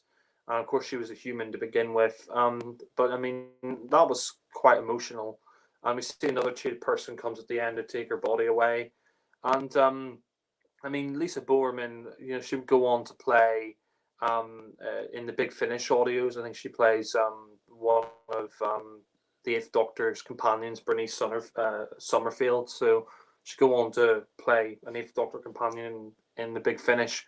So that stuff is great, and I love the stuff with the Master and the Doctor, where the Master's trying to get into the Doctor's TARDIS, and he's like, "Oh, good hunting," and he says, "Oh, do you see a Doctor? It's growing within me." And then they get transported to the planet, and we see the planet breaking up. There's like fire coming from the lake and all that. Really great special effects, and I love that final fight. I mean, it doesn't last long, but we see that the Master, he's trying to kill the Doctor, and the Doctor says, "If we fight like animals, we die like animals." And then they get transported, and we see that woman at the end talking to the Doctor, and she says, "Oh, flipping cats are always making a nuisance in this neighborhood." And she kind of reminds me of Jackie Tyler. Like, she's this sort of arrogant, Cockney Londoner woman. She kind of reminds me of Jackie Tyler, which is quite funny.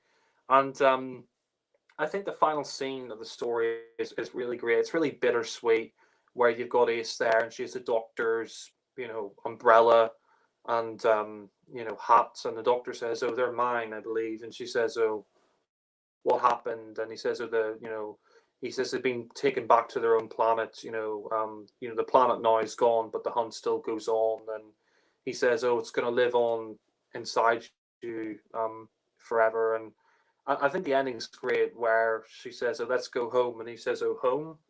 She says, "Oh, the TARDIS." And yeah, that final speech is great, where he says, "Oh, there are worlds out there where the sky is burning, where the sea's asleep and the rivers dream. People made of smoke and cities made of song. Somewhere there's danger, somewhere there's injustice, and somewhere else the tea's getting cold. Come on, Ace, we got work to do."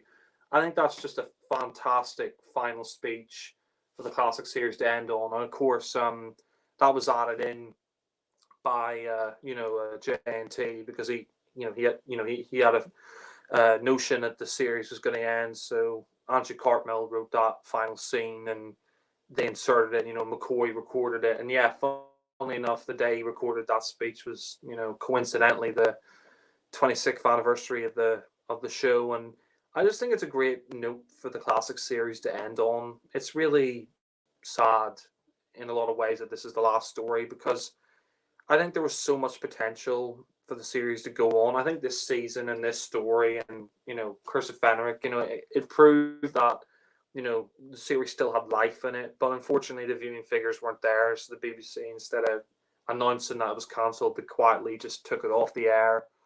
And yeah, it's a real shame. And yeah, I mean, I think the series could have been really great if it continued on into the 90s. They did plan to do season 27, and they had some stories lined up there. They were going to have a new companion, a cat burglar, come in, and Ace was going to leave halfway through the season and become a Time Lord in Gallifrey. I think they were going to bring the Ice Warriors back, and it sounded like it would have been a good season, but unfortunately, the BBC just didn't have any confidence in the show, and I think it kind of speaks volumes when it comes to the ratings, because Battlefield was the lowest viewed story of all time.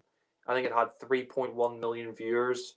You compare that to 10 years before this, City of Death, which is the highest viewing figures of any Doctor Who story. You were getting as high as 16.1 million viewers for Part 4, City of Death, and Part 1 of Battlefield gets 3.1 million viewers. So that's like a 13 million viewer drop off over 10 years. Like Tom Baker and John Pertwee, you were getting like 10 million, 11, 12 million, 16 million, and now McCoy, you're getting as low as 3 million.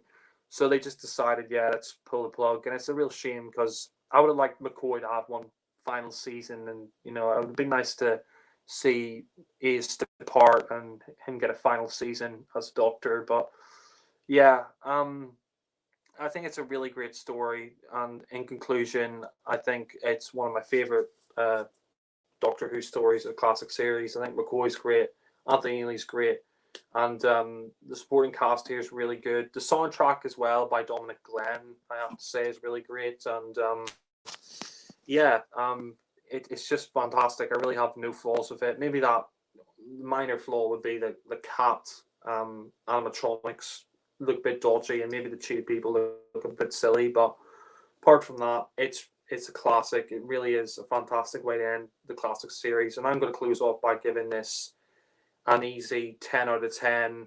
And yeah, I'm also going to toast the classic series. So yeah, goodbye, classic Doctor Who. Sorry, I'm just going to pour myself a glass, and then I'll join you. Oh, goodbye, classic Doctor Who, my favorite TV show. 26 years, man. What a legacy! It's just incredible. Exactly. Yeah. Okay. Not many series make it to 20 seasons. Cheers, guys. Cheers. There are drinks out there where the pubs are burning. Cheers. Somewhere out there, the beer's getting warm. Long live classic Nice. Doctor Who. Yeah. We've got pubs to crawl. The best Doctor Who, the original series of Doctor Who, the best. Can I say, toasted Sylvester McCoy, the 7th Doctor. Yep. Sylvester McCoy, 7th Doctor. Yeah. No, he hasn't regenerated Sophie yet. But... and Nicholas Courtney. And Nicholas Courtney. And why not J&T? Let's toast him as well. Yeah, all right. He did some good stuff. Cheers, Good J&T. stuff. Thank I you. have to admit. But as for Michael Gray, The Caves of Androzani, enough said. fuck you, Michael Gray. Fuck you. Fuck you, Michael Grade. For real. Yeah. Yep. Okay, so it's the end, but the moment has been prepared for. Yeah. Now we're at the end of the hangout. We're at the end of the reflection. So I'm going to ask Alan to give his overall thoughts on this season and his, ranking and rating of the season out of 40. So, Alan, take it away. Your thoughts on this season of Doctor Who, and also like your overall thoughts on McCoy's era, and well, I guess you could give a brief your brief thoughts on the classic series as well, and yeah, your ranking and rating of the season. So yeah, take it away, Alan. Yeah, thank you, Jack. Yeah, overall, this was a decent season of Doctor Who. Not great. Again, this is a repeat of what happened with McCoy's previous season. 2 stories I like, 2 stories I don't like. Uh, excuse me. Bless you. Thank you again. Thank you. But the 2 good stories are really good. One of them really, really good. And I'm just glad that that Sylvester McCoy and the classic series finished on a really good story. Oh, Sonny's meowing in the background. Sonny, come on here, come here. Anyway, yeah. So I wouldn't say it's a great season of Doctor Who, but overall, I mean, two good stories. One of them really good. Although I sincerely apologize for not being a fan of Curse of Fenric, but you know, I see the story the way that I see it. What can I say? But anyway, let's see. Battlefield, I gave a 7 out of 10. Ghostlight, which I think is the worst story of the season, I gave a 3 out of 10. The Curse of Fenric, I have to say it one more time. I don't hate this story at all. There's good things in it, but I'm just not a fan of it for the reasons I stated. So I give it an average 5 out of 10. It's better than Ghostlight, no question there. And then finally, Survival, the best story of the season. A great way for the classic series to end. I give Survival a 9 out of 10. So adding up the score, that's 24 out of 40. So at least it makes it over the halfway mark. So I guess in the end, that makes this a decent season of Doctor Who for me. And again, I'm just glad that that McCoy's era and the classic Doctor Who series ended with a really strong story in Survival. Regarding Sylvester McCoy, when I rank all the Doctors pre Jodie Whittaker, sorry, I haven't seen Jodie Whittaker. I'm not gonna see Jodie Whittaker. I'm sorry. The Doctor to me is a man. Ladies, I love you, but the Doctor to me is a man, and that's that. When I rank the Doctors pre Jodie Whittaker, McCoy comes in at the bottom, but that's not because of McCoy himself. I just think that the writing during his era was pretty all over the place, really. I think we're all in agreement that his first season, for the most part, was a shambles, although Jack and I enjoyed the last story, Dragonfire. Things got a little better with the second season. For me, there were 2 stories there that I really enjoyed, which were The Happiness Patrol, and I really, really loved The Greatest Show in the Galaxy. That's my favorite McCoy story. And now we come to the third and last season for McCoy, final season of Classic Who. And again, you know, 2 really good stories. I mean, Battlefield, not the greatest of Doctor Who stories for me, but it's good enough. It's got the brig, and I love Survival. Again, I know Curse of Fenric is popular with a lot of fans, but I just think it's an average story at best. I'm sorry, that's just how I see that particular story.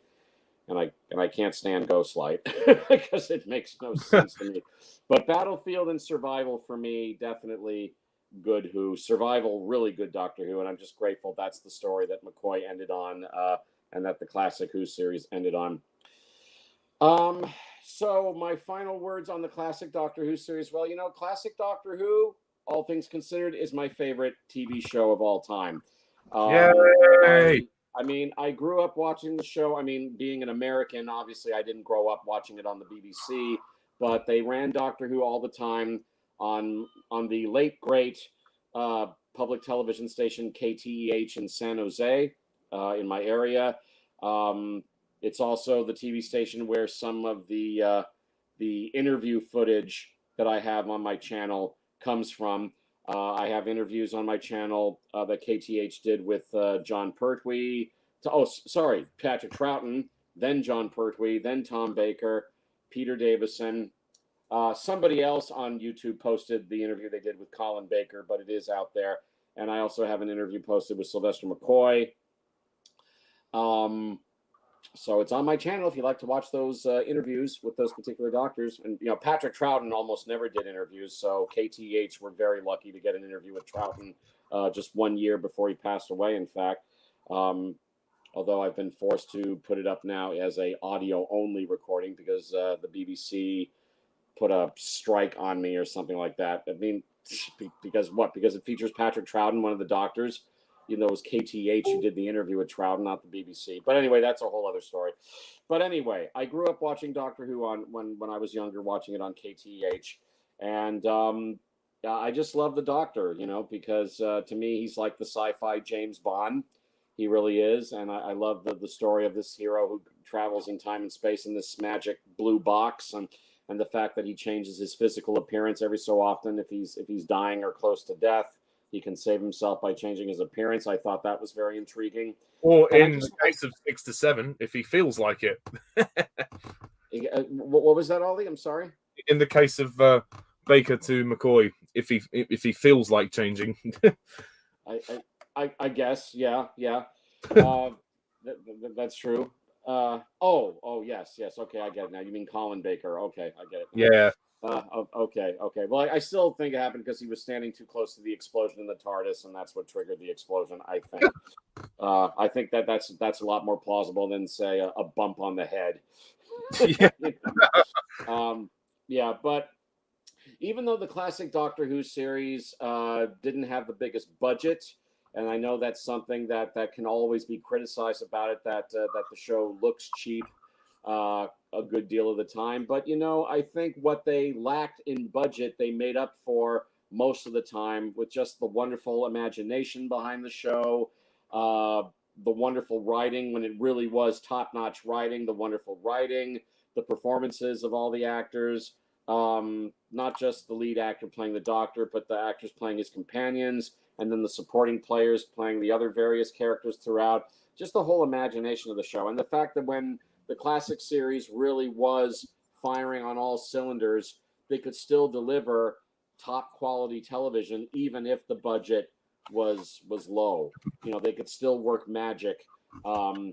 Because you can. I've said this about the movies, like some of the stuff that, like for example, when George Lucas directed the prequel trilogy, I said, you can throw all the spectacular special effects on the screen that you want, but if you don't have a good script, good characters, a good story to get behind, then spectacular special effects don't amount to much, And the classic Doctor Who series, even though as the years went on, yes, the visual effects improved a little bit as the years continued, but even by the end, by the time we got to Sylvester McCoy, it still looked kind of cheap.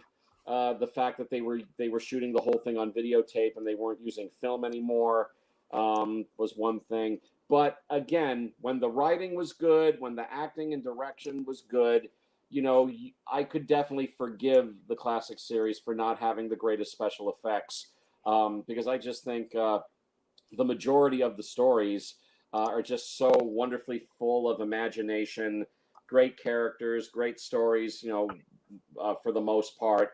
And they gave us a character that you can really, truly get behind and root for and look up to. And especially now in this time of, with this whole, feminism thing that's now taken over Doctor Who, unfortunately. I'm all for feminism in the right times and places, but not in the case of Doctor Who as they're doing it now, with their decision to change the Doctor into a woman. I'm sorry, I just don't agree with that. I love women, but I don't love the Doctor as a woman. That's it. But they gave me a hero that I can root behind and get behind and look up to and follow. And the fact that even though the classic series came to an end in 89, it would, the Doctor would go on first as a TV movie with Paul McGann. I'm so sorry, Paul McGann, that you didn't get a full series. That was wrong because you were a great Doctor. But then we got the full series with Christopher Eccleston beginning in 2005. And so, the Doctor got to go on and have more great adventures. I'm sorry, I have to say I'm a big Doctor Who fan up to a point.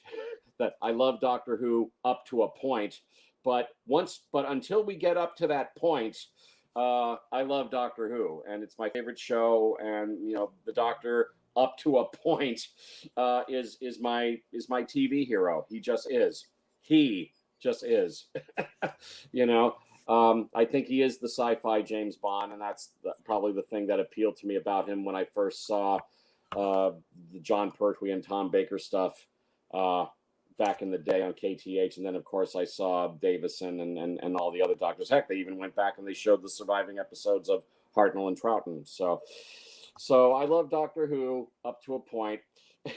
And if I have to choose between the classic series and the new series, well, I love the new Doctor Who series up to a point, but I think I'm always going to go with the classic series, even though it had the lower budget, but just the wonderful imagination that they could really work wonders with this show when they were firing on all cylinders with the writing, the acting, the direction. And for the first 7 Doctors, from Hartnell to McCoy, more often than not, it was sci-fi television gold. And there's definitely a few clunker episodes scattered throughout, but you can say that about every single TV series in existence. I think no TV series is perfect, but the majority of stories have been wonderful. And finally, I just think that the Doctor and the Doctor Who television series appeals to me because it appeals to the child in me. It makes me feel like a child again, fills me with wonder and imagination. And I love going on these adventures with the good Doctor. So, although I'm sad to see the classic Doctor Who series come to an end, it wasn't the end for the Doctor. The Doctor will return. And anyway, even though we are missing a few Hartnell and Troughton episodes, for the most part, we have a wonderful palette of classic Doctor Who episodes to watch and enjoy to our heart's content for the rest of our days. And and it's the television show that's the nearest and dearest to my heart. So long live classic Doctor Who, and it's been a great honor reviewing the classic Doctor Who series with my dear friends Ollie and Jack. Thank you so much, guys, for having me on board to review my favorite TV series. And no worries. Long live classic Doctor Who. Thank you so much. Cheers, Alan. And I was going to say briefly, how would you sum up the 80s as a decade, and how would you rank the 3 McCoy seasons, just briefly? The 80s, well, it was certainly a time of change for the classic series. I mean, Tom Baker was going out the door at this point. I mean, you could pretty much say that the 80s era of Doctor Who really began with the arrival of Peter Davison. Because as I say, Tom Baker was pretty much on the way out. He was on his final season. But of course, John Nathan Turner put a whole different coat of paint on the show in a whole bunch of areas. And about John Nathan Turner, while I do have my criticisms of JNT, and I've never made a secret of my criticisms of some of the changes he made, there's no denying there's some classic Doctor Who stories in the John Nathan Turner era. So JNT, he did do some good on the show. He does have his share of classic episodes. I mean, the best one, no contest, is The Caves of Androzani. I mean, that really is the JNT Doctor Who masterpiece. If you had to pick the one story with JNT's name on it as producer, I would say it's The Caves of Androzani, Davison's finale. So JNT definitely did some good things on Doctor Who, and I appreciate the good things that JNT did on the show. So I appreciate that. There's definitely some classic Doctor Who stories in the 80s. There's also some not so great stories, but you can say that about Doctor Who from the 60s and 70s as well. Maybe I prefer the Doctor Who series from the 70s, I guess, because that's primarily John Pertwee and Tom Baker. John Pertwee's my favorite Doctor. Tom Baker is definitely up there as one of my favorites. And the budget was a little bit better than what they had in the 60s, although, I love William Hartnell. I love Patrick Troughton too, of course. So I wouldn't say the 80s was the best decade of classic Who, but that it's certainly, really good overall. There's definitely some really good, high quality Doctor Who there in the 80s. Does that answer the question? Was there something else you wanted me to answer? Yeah, just briefly rank the 3 McCoy seasons? Well, his debut season, of course, is the worst because, in my opinion, there's only one good story there, and that's Dragonfire. And I think Jack agrees with me on that. I think Ollie just thinks Dragonfire is okay, which is fine. I mean, that's just fine. To each their own. I respect Ollie's opinion. But yeah, McCoy's first season definitely the worst. Regarding the next 2 seasons, I guess I'd have to say McCoy's second season for me would be the best, with his third and final season right behind in second place, because his second season contains my favorite story from McCoy, which is The Greatest Show in the Galaxy. And even though the Happiness Patrol isn't liked by all Doctor Who fans, it's definitely liked by me. I like that McCoy story a lot. It's not everybody's cup of tea, but it's my cup of tea. Happiness Patrol. So yeah, for McCoy, first would be the second season, second the third season, and third his debut season. There you go.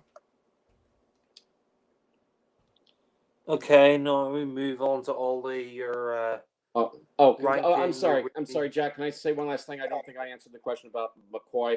McCoy may not be my favorite Doctor, but I think that's because the writing during his era was kind of all over the place. But overall, he was a very good, very likable Doctor.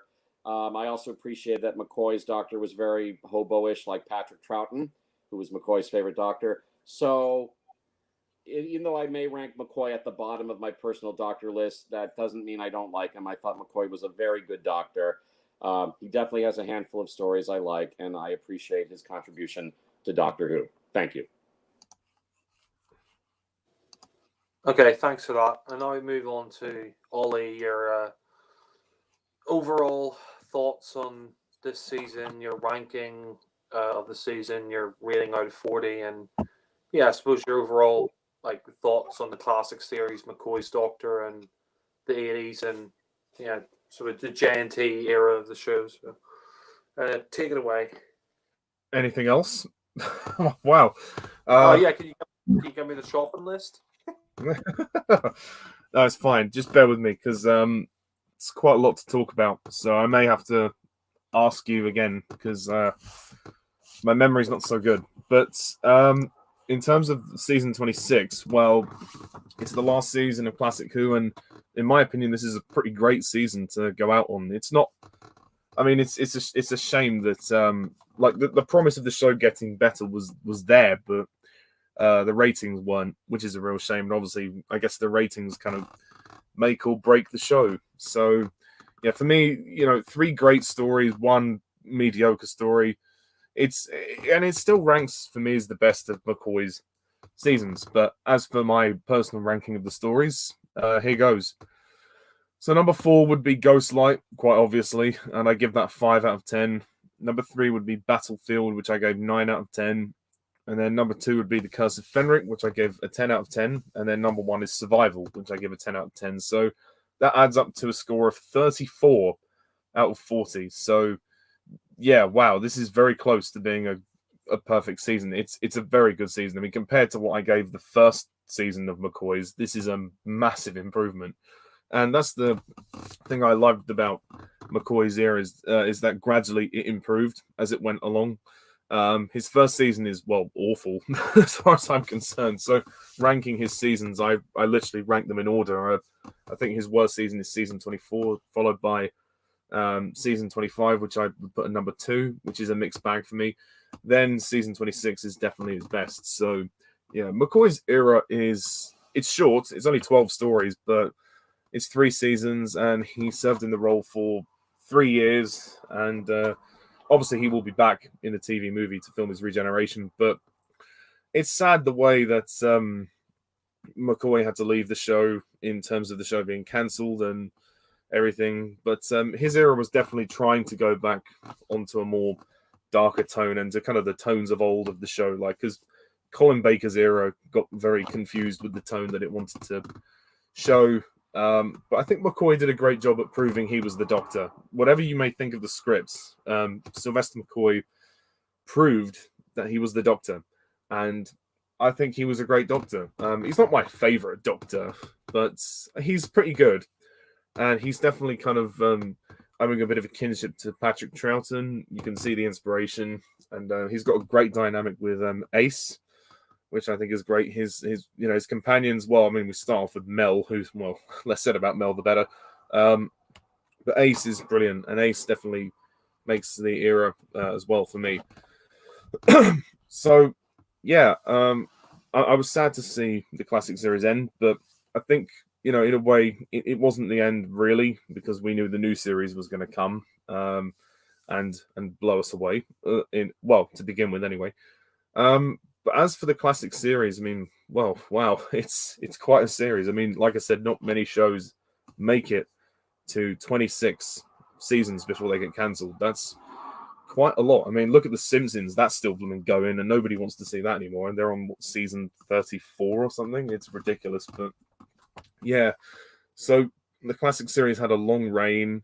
And, with 7 Doctors, the whole concept of the show was amazing. The imagination behind it. And the fact that the show itself could literally regenerate once a new actor was cast in the role. It allows for so much more potential. And that's the beauty about Doctor Who, which is what it has over other shows, is that it has more limitless possibilities. And, I mean, not every Doctor is gelled with me as much as others, but I've always tried to appreciate each one. And, again, through Hartnell to McCoy, we have 26 years of pretty damn good television, for the most part, anyway. And as for the 80s of Doctor Who, the 80s is a very 50-50 decade, I would say. It's not the best decade of the show, but it's not the worst either. I think it's got some classics in there. There are some really good stories from Davison's era and McCoy's era, and obviously the end of Tom's era. And there's 1 or 2 Colin Bakers that I like, but there are some big missteps as well, which I won't go into details, but you'll know them when you see them. But I mean, JNT, I think his enthusiasm for the show was kind of up and down, and his intentions were noble, but Donna noble, but I don't think that he really quite got the tone of the show right. I think that's the biggest complaint I could say about him, is that he really didn't know what direction he wanted to go in with the show once Tom Baker left. I mean, he obviously helmed season 18. That was the last Tom season. And once Tom Baker was out, I think when Davison came into the role, I don't think the show really found its way tonally at all for the rest of the decade, which was a shame. Although they were trying to do that with season 26.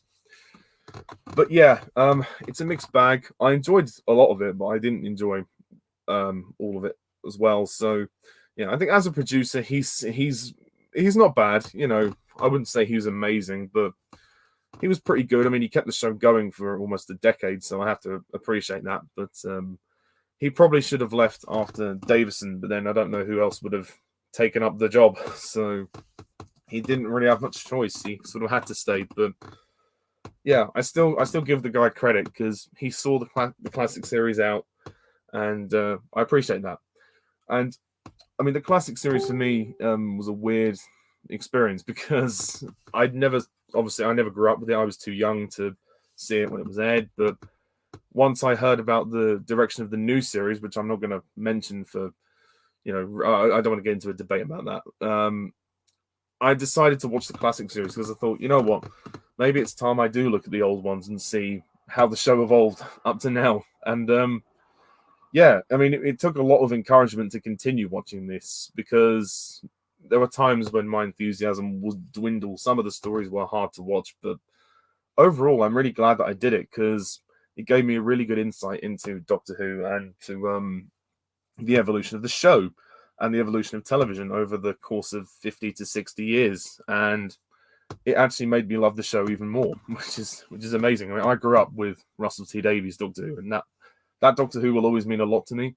But the classic series is the beginning, and that's how it all starts. And there's 7 eras of Doctor Who there, with the 7 different actors. So it's a very special show, and I can see why it's Alan's favorite show. It's amazing. It really is. And again, Doctor Who's been criticized for the cheap budget, but it's just endearing how how much they utilize that to the best of their abilities.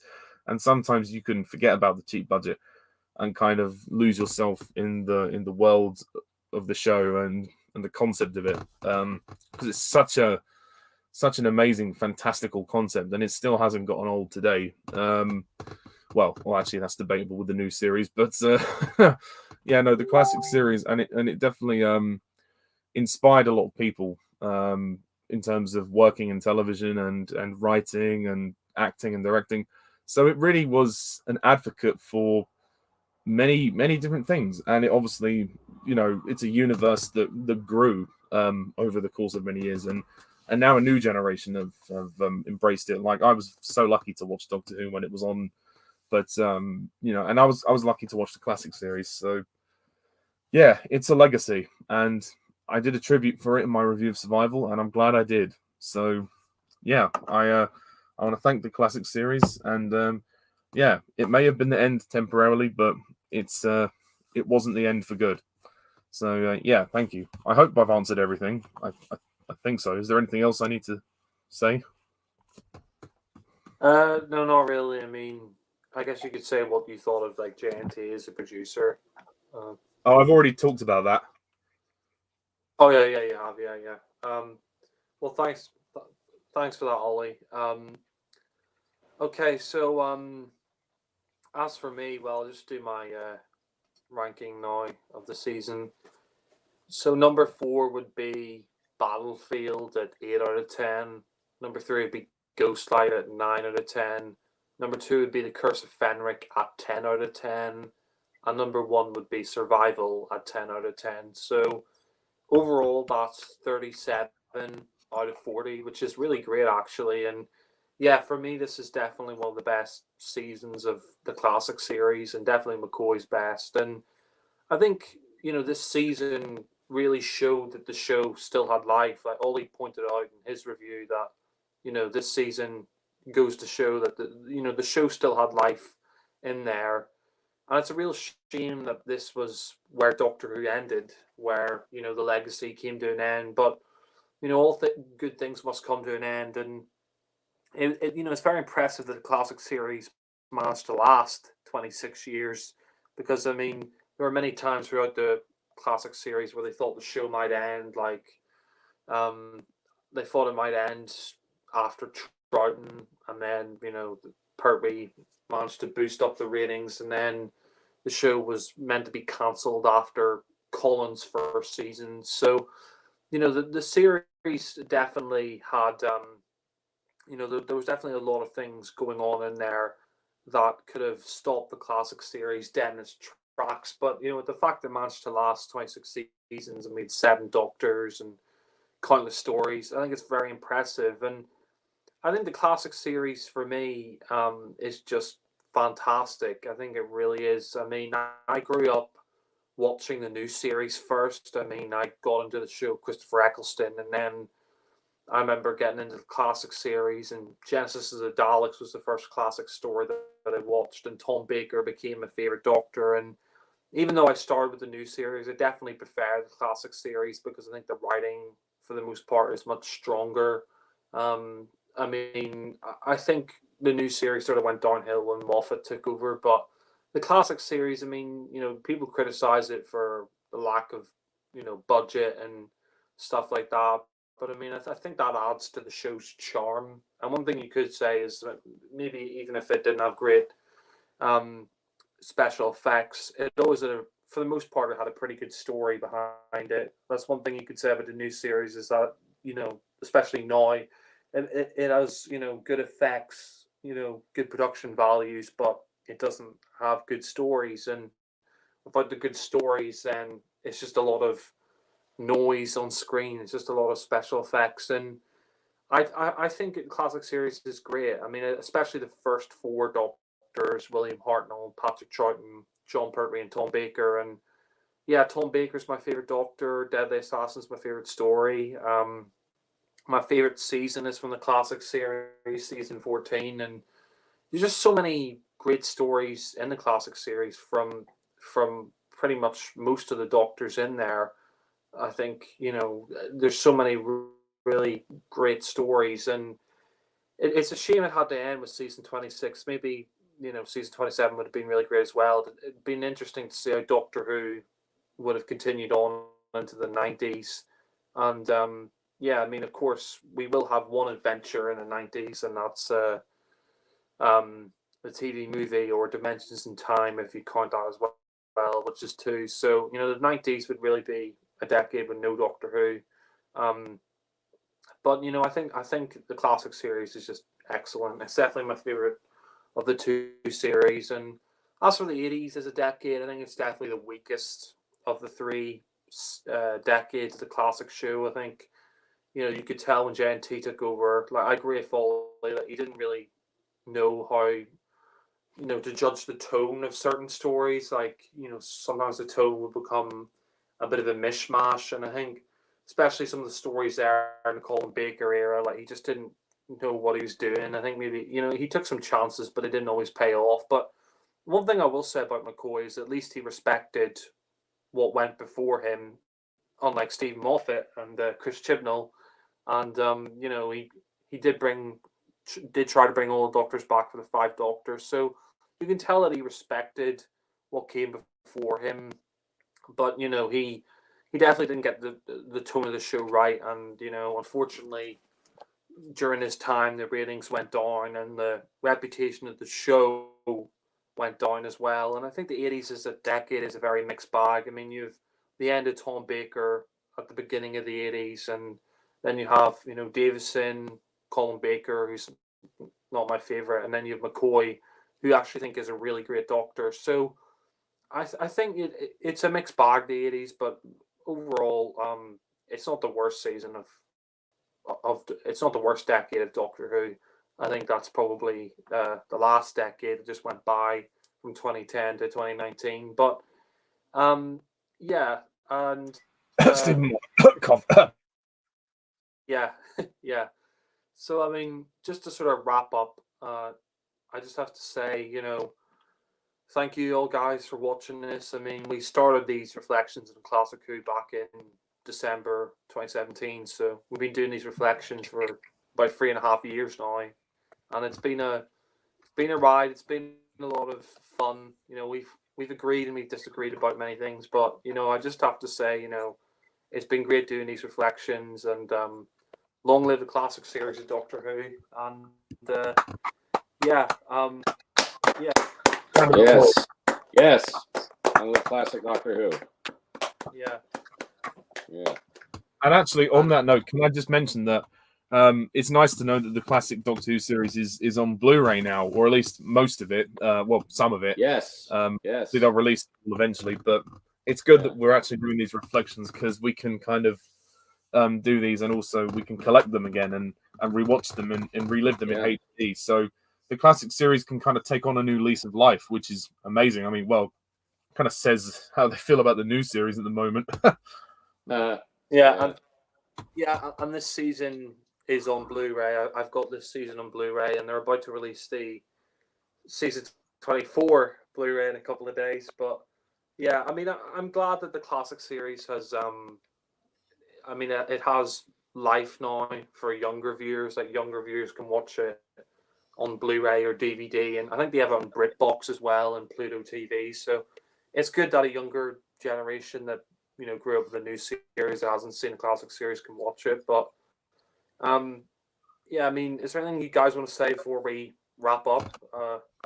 I'd just like to say sort of big thank you to you, Jack, because you've been hosting these since like 2017, and without you, we wouldn't really be here talking about these wonderful stories. Well, some more than others anyway. But so yeah, thanks, man. It's you've been great at organizing all this, and it has been a real journey, and it's great that we finally come to the end of the classic side of it. Of course, we have the new series to talk about, but well, up to a certain point. But just want to say a personal thanks to you because you've been a great host, man. So thank you.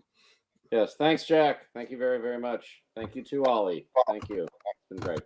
Well, thank you, Ollie, and thank you, Alan, for saying that. And yeah, I mean, that's it for the classic series. And yeah, it's the end, but the moment is being prepared for. But don't worry, it's not the end of these reflections. We will return next time when we reflect on the Paul McGann era, the very short Paul McGann era, the First, TV second, movie. third, fourth, fifth, sixth, seventh, and eighth seasons.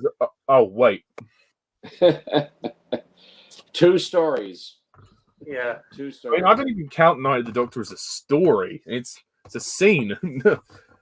Well, we have to take it because it's the only other televised Paul McGann adventure. Yeah.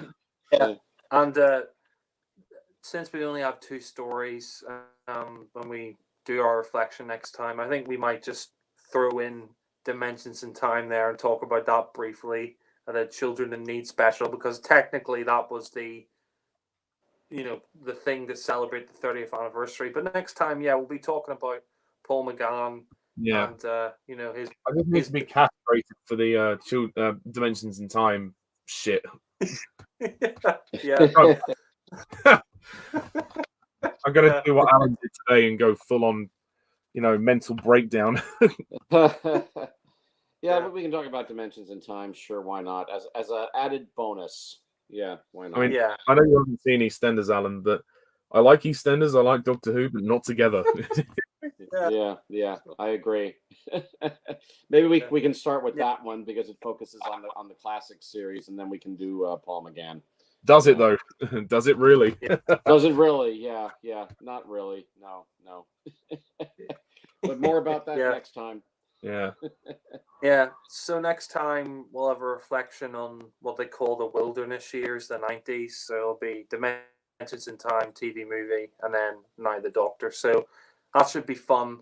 And I'm really grateful to have Alan and Ollie here on this hangout doing these reflections. It's been a lot of fun talking about the classic series, and thanks to all the viewers who've watched these as well and left comments on the live stream and stuff. And so bye guys.